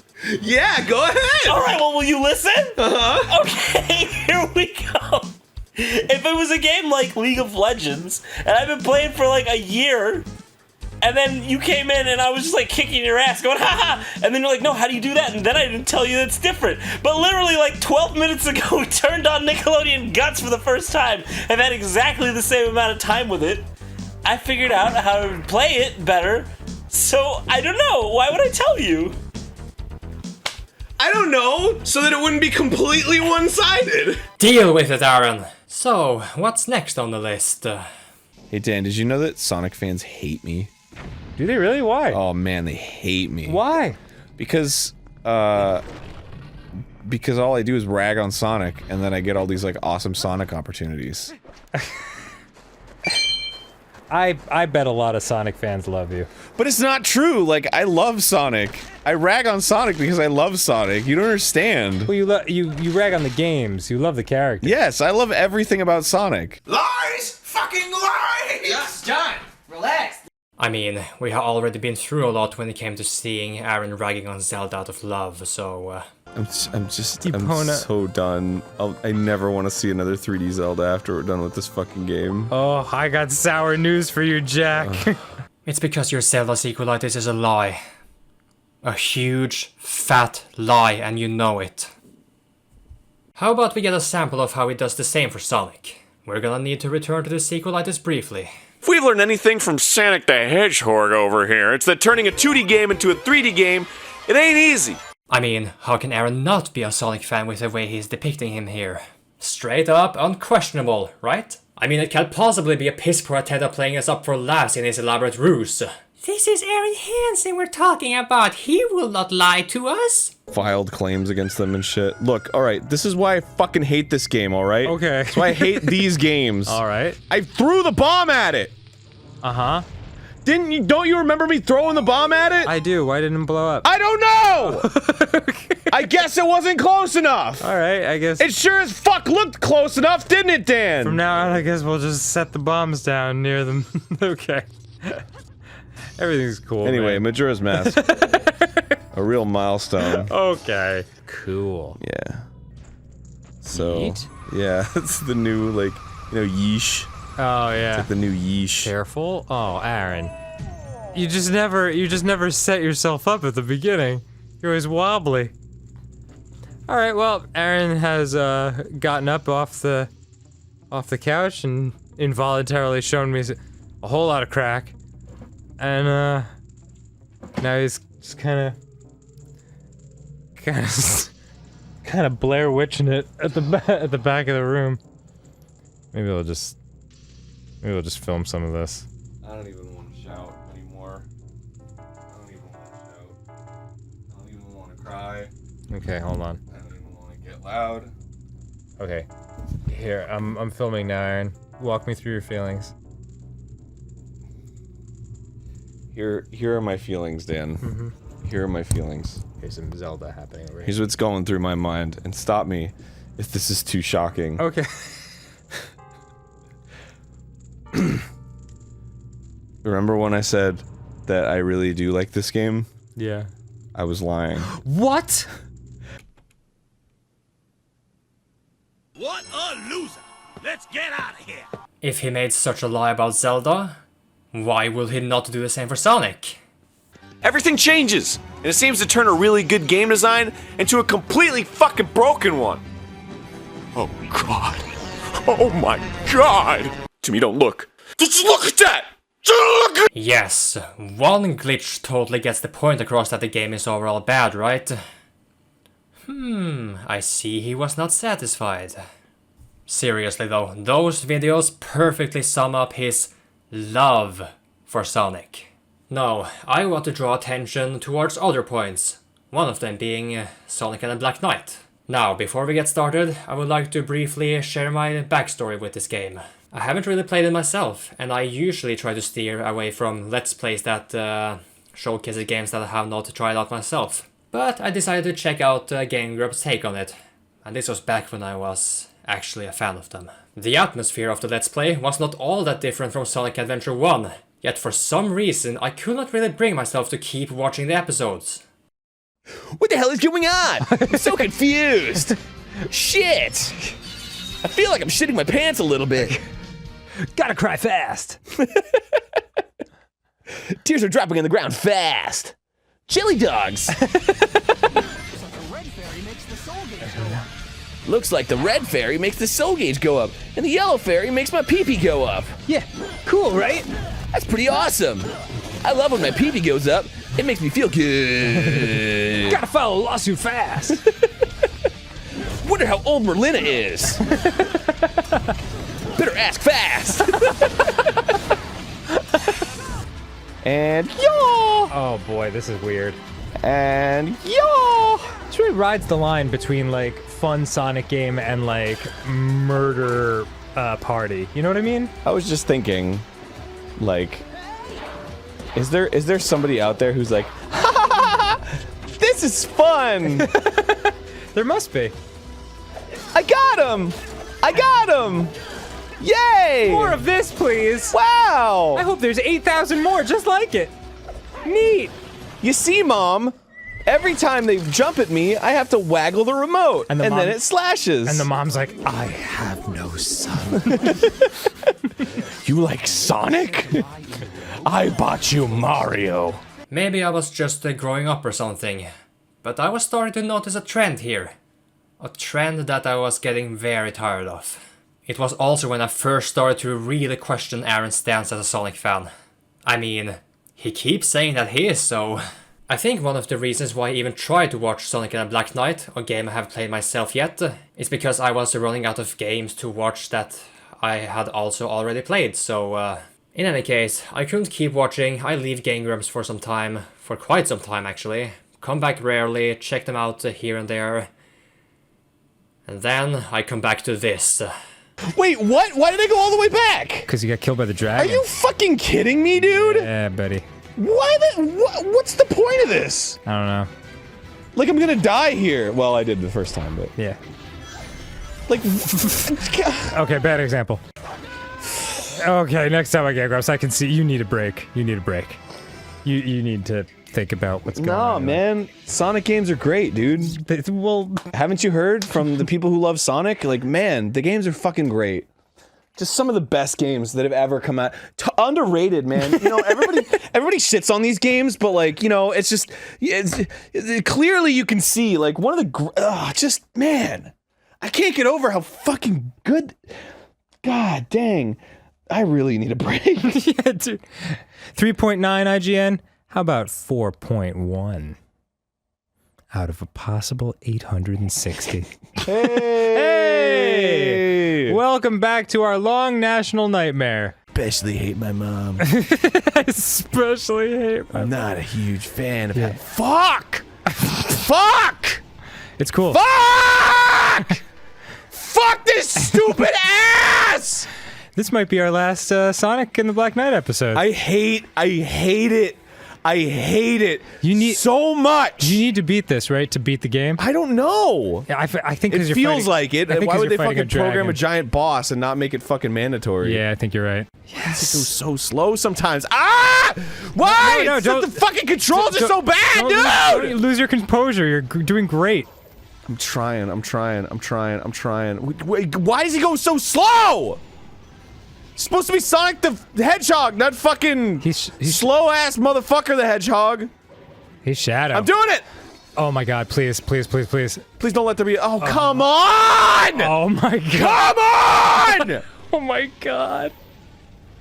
Don't even! Ah! This is the worst. I can't believe, like, why? I mean, I'm speechless, dude. I'm gonna kill myself. I'm looking at you right now. This is an expression I've never seen on your face. It's like a mix of like resignation and black hate. I just what and would fuck you, what? No, not back to square one, not back to square one. Oh no! I don't approve! You're your fucking word. You're getting outstanding at that. Take my fucking dick in your mouth, swish it around like you're fucking trying to clear out your teeth of gingivitis, and get that cum flowing down your throat, baby! Cause this shit's getting real! My dick's a fucking Twinkie, you can suck the fucking juice out of, bitch! Twinkies have juice in them? Yeah, it's creamy juice. I don't know what Twinkies, you can cream juice. Yeah, here, like use these columns to hang back. Fuck you. Oh, you think you can smack your chin on the floor and act all cool and shit? Well, you know what? Back to square one! Why the fuck is guaranteed hit? That's stupid! Okay, it's okay, fine. Get the use the columns. Use the columns. No! Yeah, use your fucking dumbass. What? Okay, what? Don't check my advance! Don't check it! Don't check! My God! Okay, we're gonna pause it. Don't. You can do the fucking chin thing. Unavoidable chin thing! Unavoidable! And then when I fly backwards, I'm gonna get hit! It's fucking stupid! Alright, chill. It's ridiculous! And now, I'm getting hit! I gotta get the rings! Oh shit, I gotta get the fucking rings, dude! I gotta get the rings! Or else it's not gonna happen for me. What is going on? You have to finish it off with a single blow. What was that? I don't know. What was that? What is happening? What was that? What is this? What was that? What keeps happening? I don't get it! I'm so confused! What was that? I don't know. Did you see that? I don't know. It was some kind of weird cutscene. Please don't die. I'm trying. It hits me. No! What the fuck even? What even with this? This is such garbage! Oh! I didn't get the chin move! Unavoidable chin move! What the fuck? Whoa! Fucking dicks, bro! You should just destroy the lighting system in here. I think I have it. Yeah. Sonic! Best game! 2016! Best game of the century, bro! Oh, so good! Fuck my asshole, dude! Fucking raw! With 30 dicks! One after another! Fill me up with I think this might be the end of us. I tried. I cleared. Hey, Aaron. Hey, How's it going? it's going okay, brother. Everything's fucking honky dory. That's a callback. So, the cushion oh, you over fixed here. it. You fixed it. This is the light that got broken, but it looks good. I threw the cushion.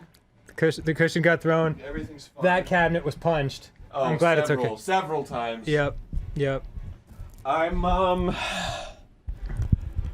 absolutely livid right now. I don't know what to say. And I've gotten tweets that this game is great, that people really enjoy it.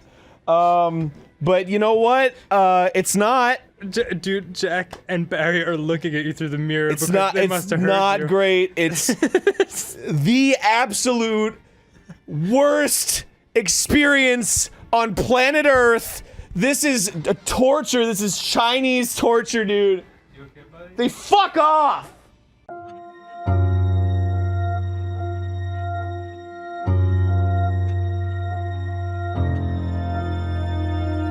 I'm sorry I talked to you in that manner, but have you played Sonic and the Black Knight? Never. It is unplayable. We just heard yelling and wanted to make sure you were okay. It is unplayable, dude. And people say this is good. They say it's okay. That, man, I grew up with this game and fuck, dude. I fucking, man, my memories are so. Were you a pained child? Did you have a dark and brooding past? Thanks for watching, everybody. Fuck me sideways, dude. Whew. I don't even know where the controller went. Oh, there it is.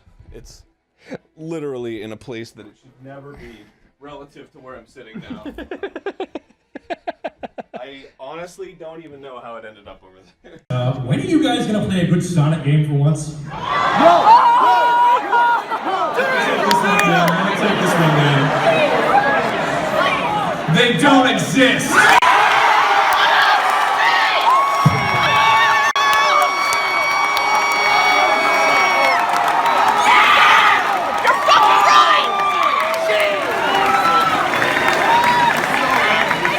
sincerely apologize to the bomb factory for damaging your microphone. I liked Sonic Adventure DX.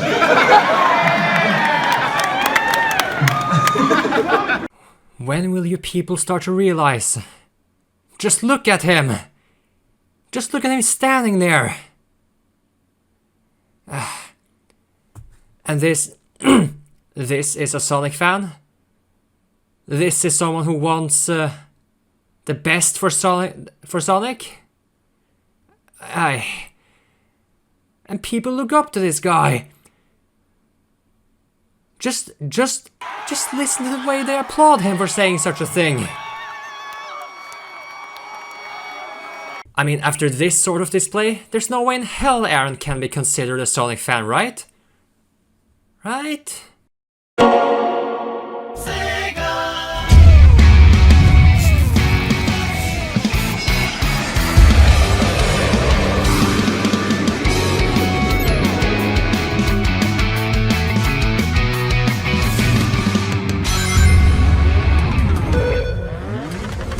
Hey everyone, I'm Arin from Sega.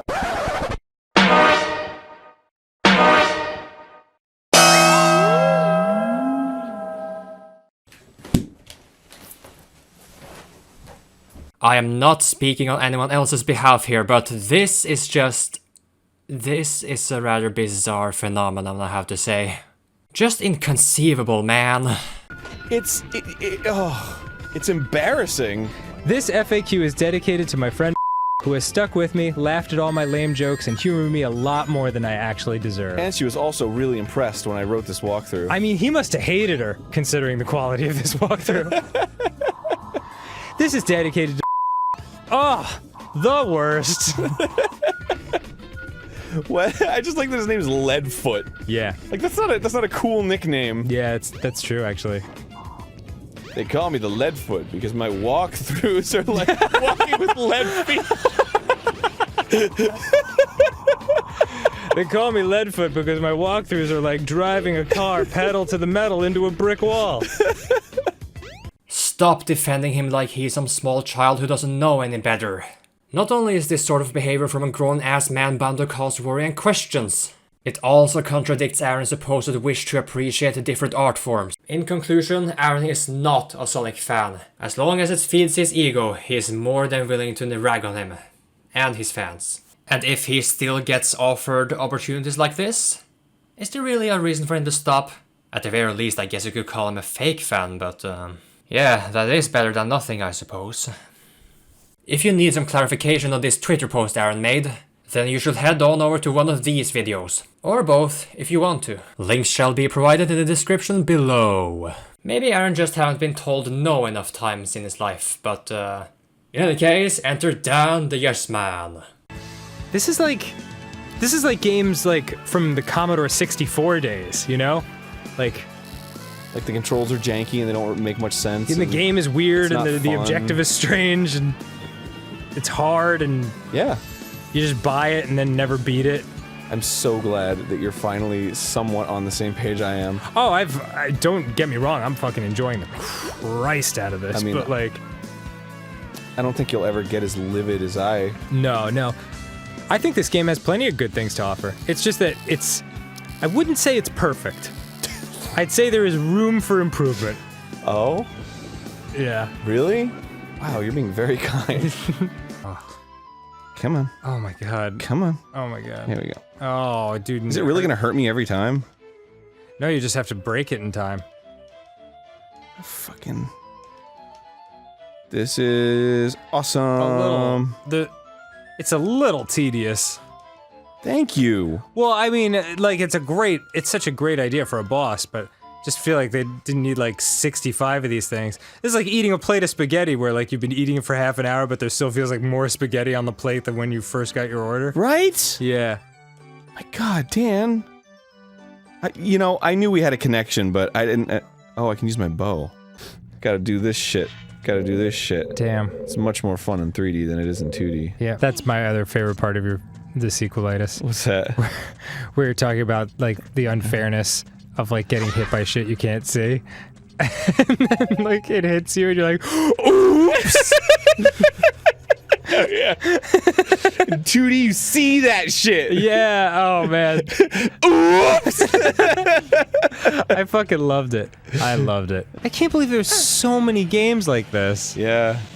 When like it's such a flawed like way of moving through a game. You can't tell where you're going. Yeah, that's really my only issue with it. Oh, dude, you can't tell where you're going until you've already gotten there and been fucked up by the thing that was waiting for you. Yes. Oh my god, Dan, I love you. Well, I mean, Dan, shit. I knew I chose you for something. It's not like I don't have eyes. I mean, I fucking love it. It's fabulous. Dan may not think of himself as Arin's yes man, but Arin sure does. Boy, there is so much goddamn waiting in Ocarina of Time. I know. I'm just kidding. Abandon ship, get on the safe platform. There's so much fucking hyperbole in the gaming industry. And I hate it. People are like, this is the best, or this is the worst, you know? And it's like, okay, I say that sometimes, but I say that as comedy. Fuck off with that. Exception to the rule. As it has been presented, Arin is not above throwing shade at people, while hiding behind a shield manifested from delusion and other bad things. So then, how about a few more examples that are arguably worse? Beauty Lover 8403 says, Arin, I hope you weren't really mad about my Ross not being cool tweet. I was just joking in homage to the old days of Damn It Ross, but I got hate from people when you responded. Love you guys. Ross, you cool with it? He is asleep. Arin, you cool with it? I just don't like it when people make fun of my friends. Fair enough. But all is forgiven, Beauty Lover, because you love beauty, and Ross is completely... Oh, Ross is awake! Everything's cool, Ross? Everything's cool. Kashik to Spartan says, having a really bad day and watching Danny and Arin play literally gives me all the joy. Seriously, the brightest moment of the day. Thank you, precious Boaz, for being amazing. Happy gaming. Thank you. You know what actually does bother me about it? Tell me, Arin. It's just that, like, just because it's a meme, it's okay to, like, shit on somebody, but it's not. Do you hate Ross? Me too! Celebrate it with the goddamn Ross t-shirt! Look at how sexy and smooth that is! Ooh! Baby, baby! Uh-huh. Uh-huh. Look at Ross. Look at him being a... Look at him being a little... God damn it, Ross. Buy it now at RodeoArcade.com for 1 week only! Buy it now if you want to be the envy of your...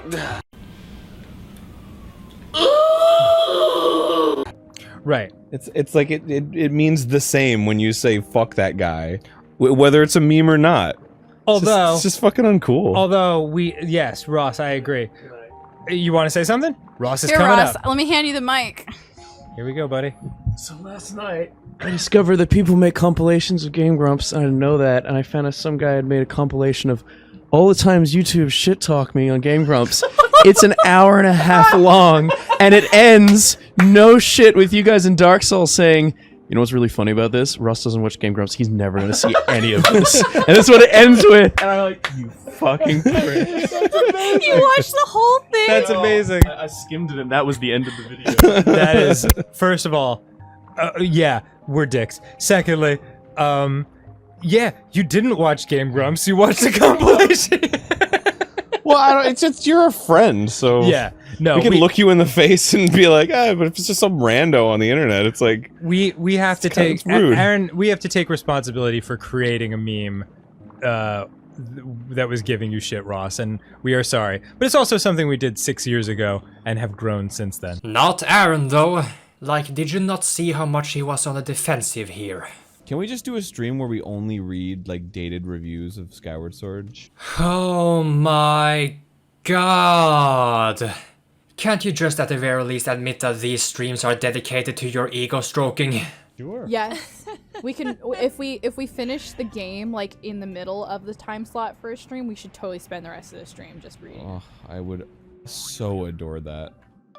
We can make that happen. There's something so beautiful about...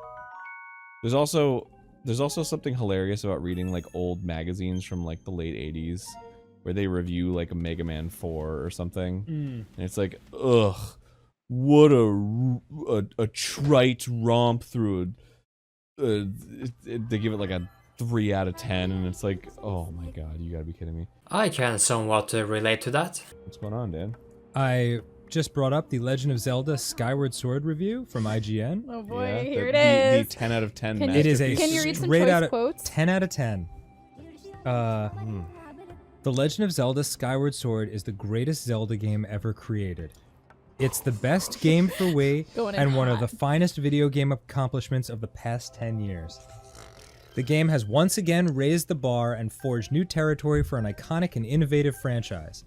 It's not enough that it finally establishes a powerful, stirring origin story, or that it features near-perfect pacing. Ooh. What puts Skyward Ooh. Sword What puts Skyward Sword over the top is its layered, dense, absolutely perfect gameplay that manages to not only nail motion-controlled combat, but remarkably offers a stunning level of diversity. Definitely dense. Diversity. Do you want me to keep going? The 1,000th moblin I fought.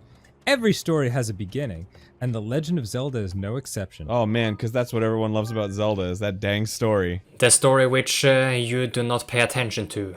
Which of course means you're going to criticize it still. We simply hadn't been privy to it until now. Nintendo is finally willing to take a look at Hyrule's distant past, focusing on a Link and Zelda who are childhood friends before, as you might expect, something goes horribly off track. Link then embarks on a quest with the fate of the world and his friend in the balance. Skyward Sword sets a new important benchmark for Nintendo. Modern video games... Garbage? Modern video games have made significant strides in how they present stories to audiences, and it seems as though Nintendo has finally taken notice. Skyward Sword features cinematics that play out like a movie. At times they're downright captivating with their picturesque settings and powerful drama. The game lacks voice acting as always, but characters' emotions shine through regardless. Oh, do they? As the story moves into its final act, you'll be stunned at the quality. Final act? This is a 3-act play? At What the fuck quality is of this? display here. This is easily Nintendo's best storytelling to date. Who wrote this? Or only? Who wrote this? Who wrote this? I don't want to put his name out. I'll just say it's an IGN thing. How much did you get paid? Tell me. Message me right now. Hey there, Missy. You make it sound like you have arguments that can make that review sound bollocks. No? Who is this broad anyway? I want to know how much did they pay you to write that? Pairing itself with Wii Motion Plus, Skyward Sword's 1-1 combat is a revelation. Oh, is it? Is it? God! I can already tell that they do not have an opinion of their own and are just following whatever Arin is spewing out. What an echo chamber this has become. I never want to play a Zelda game any other way again. No. Can I call this, man? Please do, Arin. Have a direct discussion for once. And playing through this makes me wonder why we didn't see motion control of this quality before. The responsiveness and intuitiveness of the entire arrangement is superb. Oh no. Oh no. So chat's saying to use the beetle? The beetle? For You what? need to use a beetle to get a key? Oh, to get that key down there. Dan, why would you inflict that on us? This review? No, keep going. Why would you do that? I is such schadenfreude. The new combat system requires skill and patience. Though impulsive, unpredictable waggling can get some results, most enemies are programmed to react to such behavior, and not they'll true. punish you for it. That is not true. On occasion, my temper would get the best of me against an enemy, but swinging my remote faster didn't help. Some enemies anticipate your moves, blah blah blah blah blah. Skyward Sword perfects. What Ocarina of Time started with lock-on targeting, Skyward Sword perfects by adding layers of nuanced strategy. You'll rarely die, but you'll find yourself working hard to defeat and outmaneuver your opponents. I mean, kind of. You'll never die, huh? Whoops. Arin, you're gonna like this part. Oh boy. The changes don't end there. Not only is travel faster, but the surface world packs in an enormous amount of content. Taking a page from Metroid, Skyward Sword requires you to travel repeatedly back to familiar environments, each time altering some key attribute or providing you with new tools to make the experience completely fresh. Ooh. How fun. I bet it's really fun in practice. Still no actual counter-arguments. Arin is just mocking this review for the mere fact that he's disagreeing with it. I don't care that Arin doesn't care. I care. Sort of. You can't just say that some other good game did it, so it's good. Nintendo, combat aside, Nintendo's greatest achievement in Skyward Sword just might be its new approach to designing its worlds. Arriving at dungeons and temples now takes hours, and none of that time is wasted. The sheer brilliance on display here, evident more and more as you journey deeper into the game, will stun even the most jaded gamer. That is like so. I just felt like the entire room's eyes turned to me. Yeah. I don't know about that.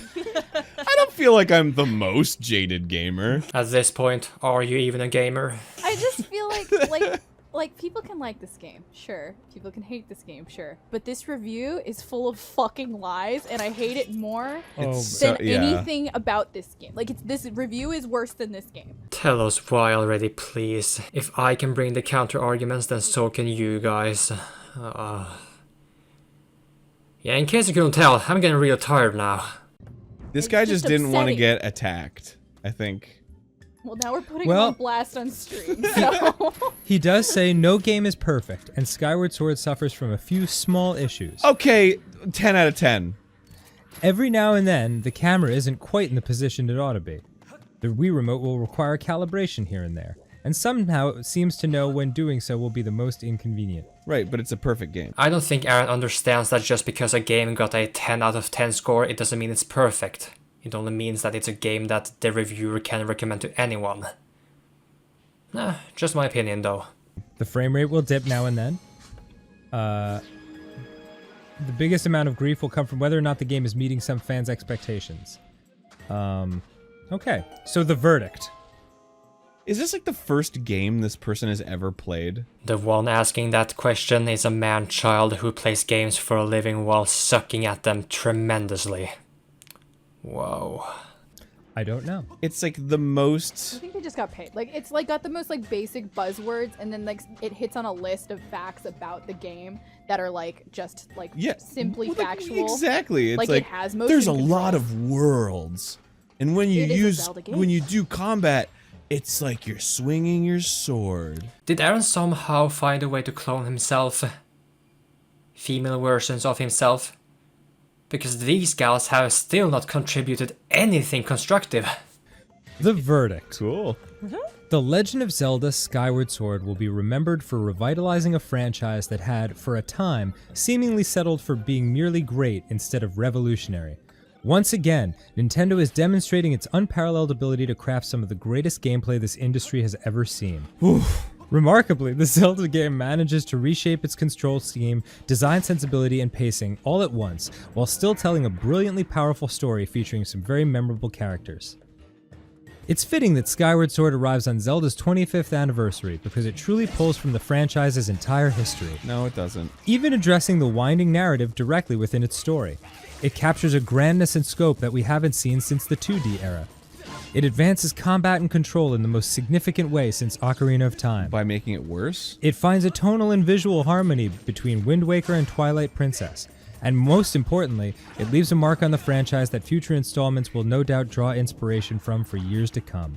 Well, that's just wrong. This is the Wii game we've all been waiting for. Through all of the mini-games and odd sports collections, many wondered if and when Nintendo would ever find a way to deliver a deeper experience that still fulfilled on Wii's limitless potential. Skyward Sword makes good on that promise. 10. Masterpiece. Masterpiece. Did Fee write this review? It's the best. Fee wrote it. It is my favorite. Fee's like, this is my time to shine. I mean, look, it's true. Like, there's a lot of people that like this game, and that's totally fine. That's just wrong. Like, that nobody on Earth is like, yeah, totally, to that review. Ding, this is mean, ding, this is mean, ding, this is mean, ding, this is mean. I think someone pointed out in the chat that you could change out some of the words in this review, and you could write it for Breath of the Wild or literally any other Zelda game. And yeah, and for it just... I suppose you're right. Although, I have to say, that feeling is warranted on Breath of the Wild. I think, right? Well, I feel like Breath of the Wild's a fucking triumph. Yeah, Breath of the Wild actually is a masterpiece. Like, I'm sure that if they use the concepts in Breath of the Wild in a future game, they'll make good on a lot of stuff that was lacking. Okay, just one more thing to talk about now. It's not as bad as some of the other things that's happened in this video so far. At the very least. Let's talk stamina. I merely want to share my views of why I believe his negative feelings about the stamina's implementation in Skyward Sword is problematic. See, this is fun. Yeah, this is cool. This is like some Ninja Gaiden stuff. My stamina going down like this for no reason.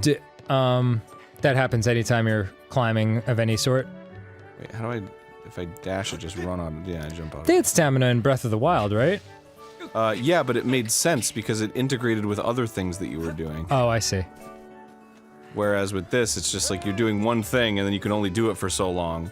And if you don't do it in time, then you fall and have to do it again. I see. Sucks. Adam, could you please... Adam, Jesus. Aaron, could you please not shit on games from my childhood, please? Yeah, well... I was a young babe of 32 when this came out. Because in fucking... In Breath of the Wild, the... What is this? Okay. It should say grab or push, right? Instead of move. Oh yeah, I guess. But that's Malaysia for you. The United Arab Emirates. So typical. In Breath of the Wild, it determined how far you could go up. You could throw the cat? Yeah, of course, that's the point. Alright, so as I was saying, Breath of the Wild, the stamina makes sense because it's a gate for how high you can go in certain areas. I see. So there's certain spots you can't go to, and also it's integrated into everything else that you do. Right. Save. Yes, please. I mean, There's a relationship. It's like Monster Hunter. There's a relationship. You run, attack, and roll with stamina, so you have to mitigate it properly. Right. Like you can't just like run into battle. You have to carefully go in, or else you're gonna run in with no stamina. I see. But with this, it's like you do one thing, and it drains your stamina. Oh, it's just is it just running? Is it too fast to drain? Is that what it is, really? Well, it's just like, what's the point? What's the point of it draining? Oh, yeah. Because it has no relationship to anything else that you're doing. Right. It just makes the game longer. Like exactly. Yeah. You have to be like, oh, now I have to walk for a second. Yeah, I gotcha. And now I gotta go. When you could just be going. They're probably like, we spent 5 years on this. We want you to slow down and look at it. It is perfectly okay to compare Skyward Sword to other franchises when it comes to certain mechanics. However, just because the mechanics implementation is worse in one game, it doesn't automatically make it something problematic or game-breaking. Some may think the way stamina is used in the Soulsborne series is more stressful than it is engaging during combat. After all, any sort of attack you perform drains your meter, along with blocking and other actions. If you do not properly pay attention to your meter, it could spell your doom. Alright, so here's what makes the stamina shit stupider, right? Okay. So they make it so it drains, which is annoying, but then they realize that there are spots that you want to go to without having to fucking worry about it draining so much. Right. So they put these little green things to replenish your stamina so you don't have to stop. Oh, okay. It's like, why didn't they just make it so you don't fucking stop? As others have already said, it will not be called stamina if it did not drain when used. Fucking put all these bandages on these problems that were invented by them. That's a good question. You know, I have a Dark Souls 3 montage video on my channel. It's a pretty sweet video on how to use a specific weapon against a specific boss. I bet it will look even cooler if the game will just let me keep attacking, man. Why won't it just let me keep attacking? Why do I have to stop up? You see how ridiculous that sounds. Anyway, if any of you awesome peeps happen to be playing Dark Souls 3, then you might want to check this video out. I think you'll like it. Arin doesn't make any sense, by the way. If he enjoys the Soulsborne series or Monster Hunter's use of stamina, why in the world must he act all stressed out for running too much Skyward Sword even outside of combat? Oh yeah. I was like, this is the hardest fucking game on the planet. That How do game you is think- all blocking. And then I learned how to block, and I was like, oh, whoops. Just let me run! Just let me run! Okay? There's no reason that I need to stop! There's no reason! There's no reason to get mad about it.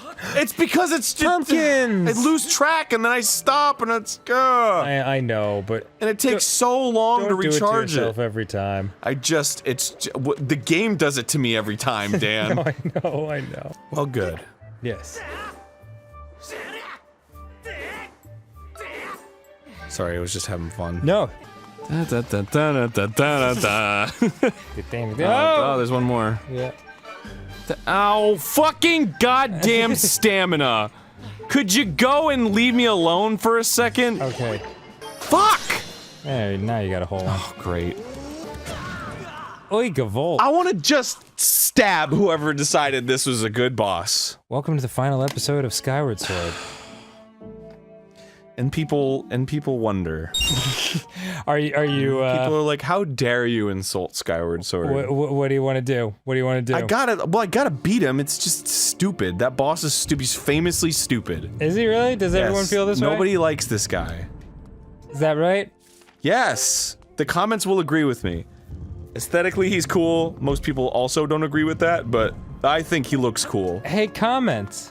Tell us what you think of this Girahim fight is frustrating and annoying. And getting to it sucks because you gotta kill these guys, and it sucks. Super. There is absolutely no pleasing in this guy, other than a good ego stroking. While he may have the right to question the stamina's use and relevance in certain areas of Skyward Sword, it is plain obvious that he is trying his damnedest to fabricate points of why it makes the game bad and problematic. I'm probably gonna fall. Oh, from stamina? Yeah. I think you can make it. It's like, what's the Oh, point? it's gonna be close. It's gonna be close. What the hell is the point? You made it. I ask you, what is the point? I guess like, probably just like a realism. Like that's what they wanted to do. all it is annoying. Yeah, it you know, it's probably just an experiment that didn't work out. Doesn't create an interesting relationship with the world or... Yeah. But I mean, that's probably what they wanted. You know, they were like, I bet this world will come to life if it's more difficult to navigate and like, it's more like being on this adventure would really be. I mean, I get it, but... Yeah. Sucks. Yeah, it didn't work out.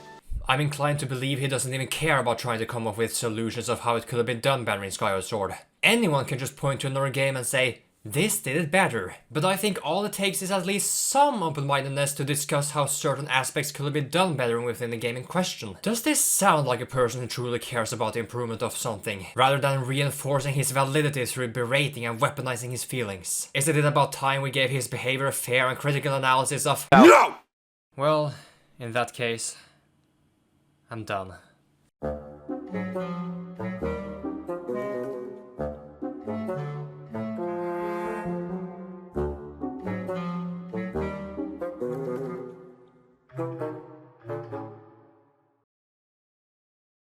Do you remember this?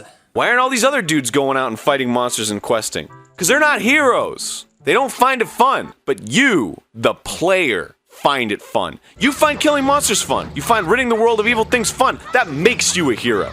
Not the dialogue, not the story. A book can tell you the main character's a hero with dialogue. A movie can too. But in a game you can feel it.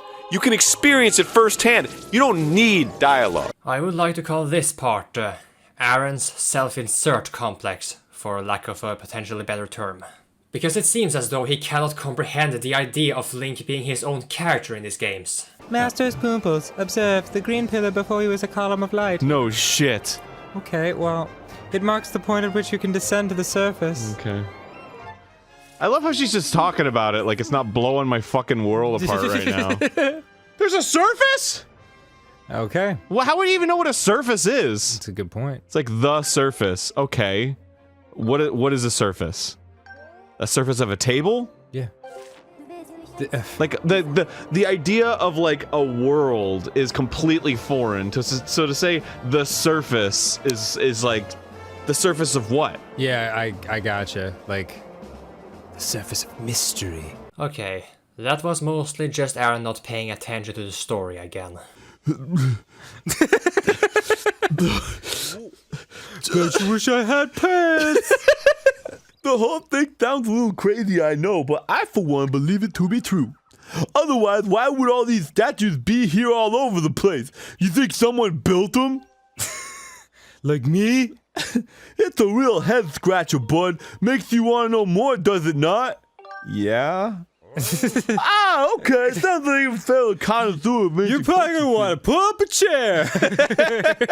Get comfortable, fucker, because this shit on my back is a giant scroll. Wow.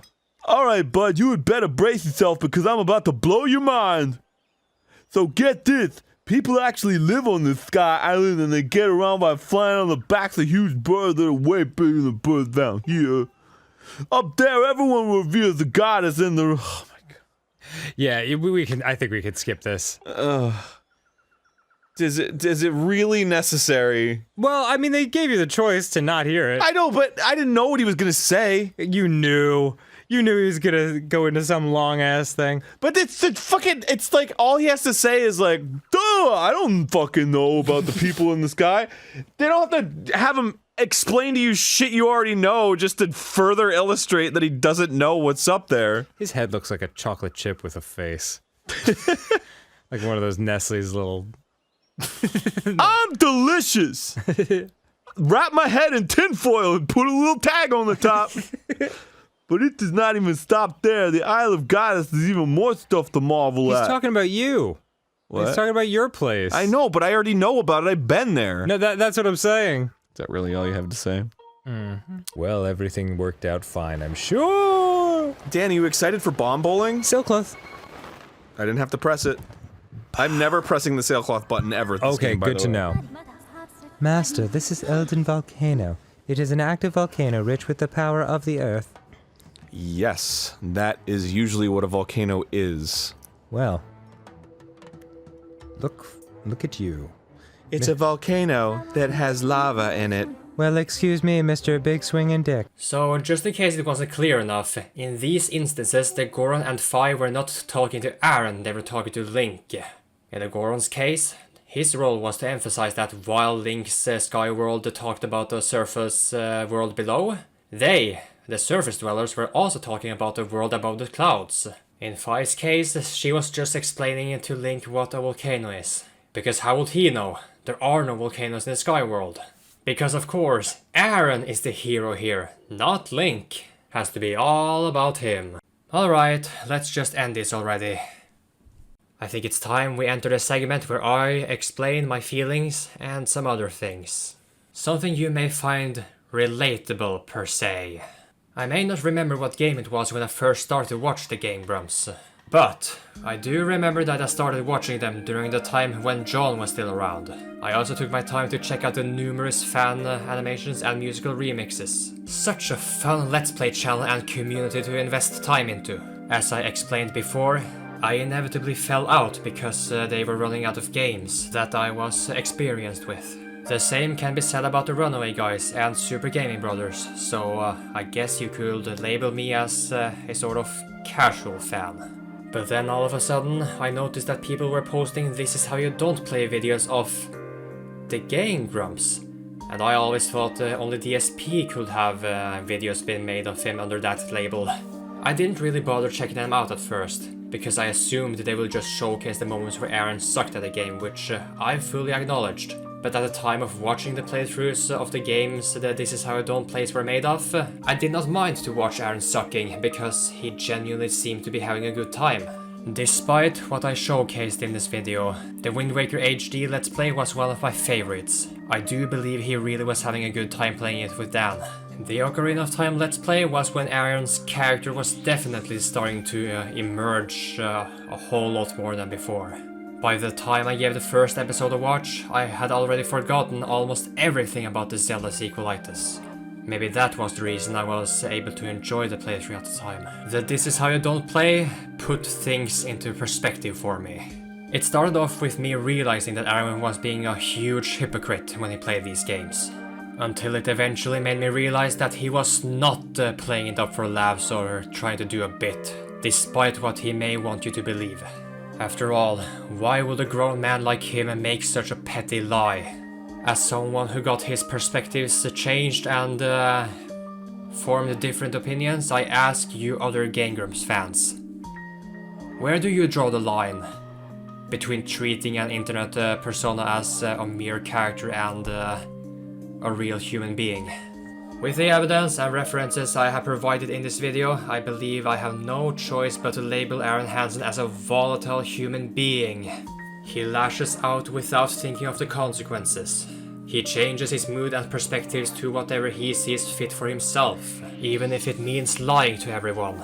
He throws old friends under the bus. He takes things for granted. And he insults the intelligence of his fans, just to name a few. If you are a Game Grumps fan who watched my video up until this point and still won't even begin to question Arin's behavior, then you're out of your mind. It's probably a part of one of the bigger problems I have with this world. Everyone has something they want to say, everyone has their opinions, but there are so many people who let themselves be blinded and abuse that privilege. Like, they believe their ability to have a worldview grants them power.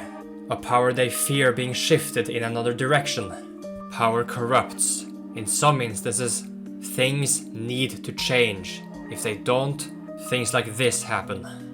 Like, is it really worth it? Is it really worth defending this just so you can stay true to your opinion? And I'm not just referring to the Game Grumps fans here, I'm also referring to Arin himself. But despite all the criticism I made in this video, I still have a great deal of respect and admiration for Arin and his work.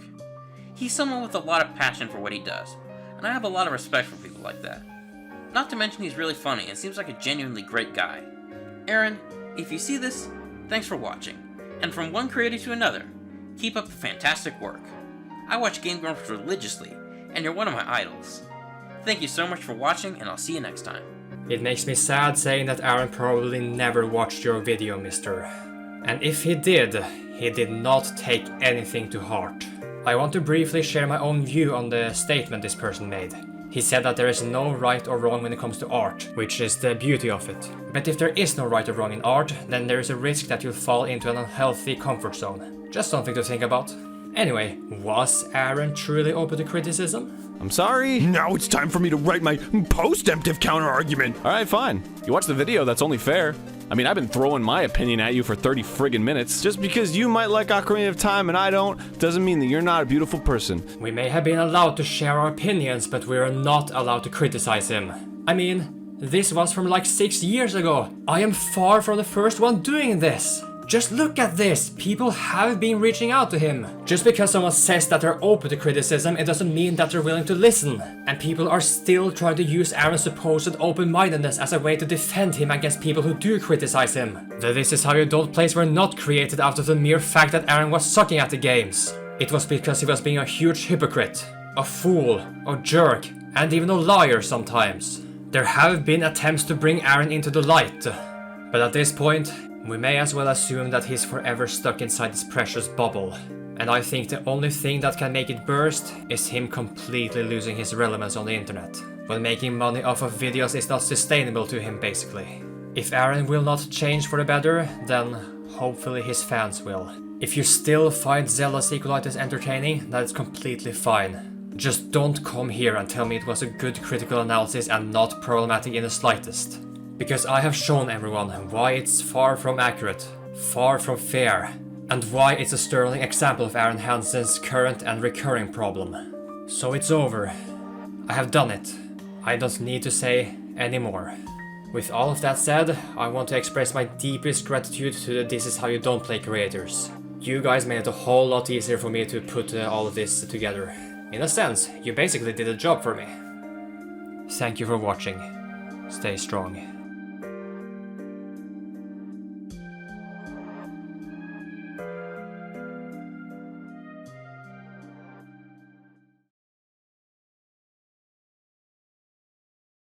No, I don't even care anymore. I'm gonna say it. I wish I never got to know that Arin is a high school dropout. Because it makes way too much sense!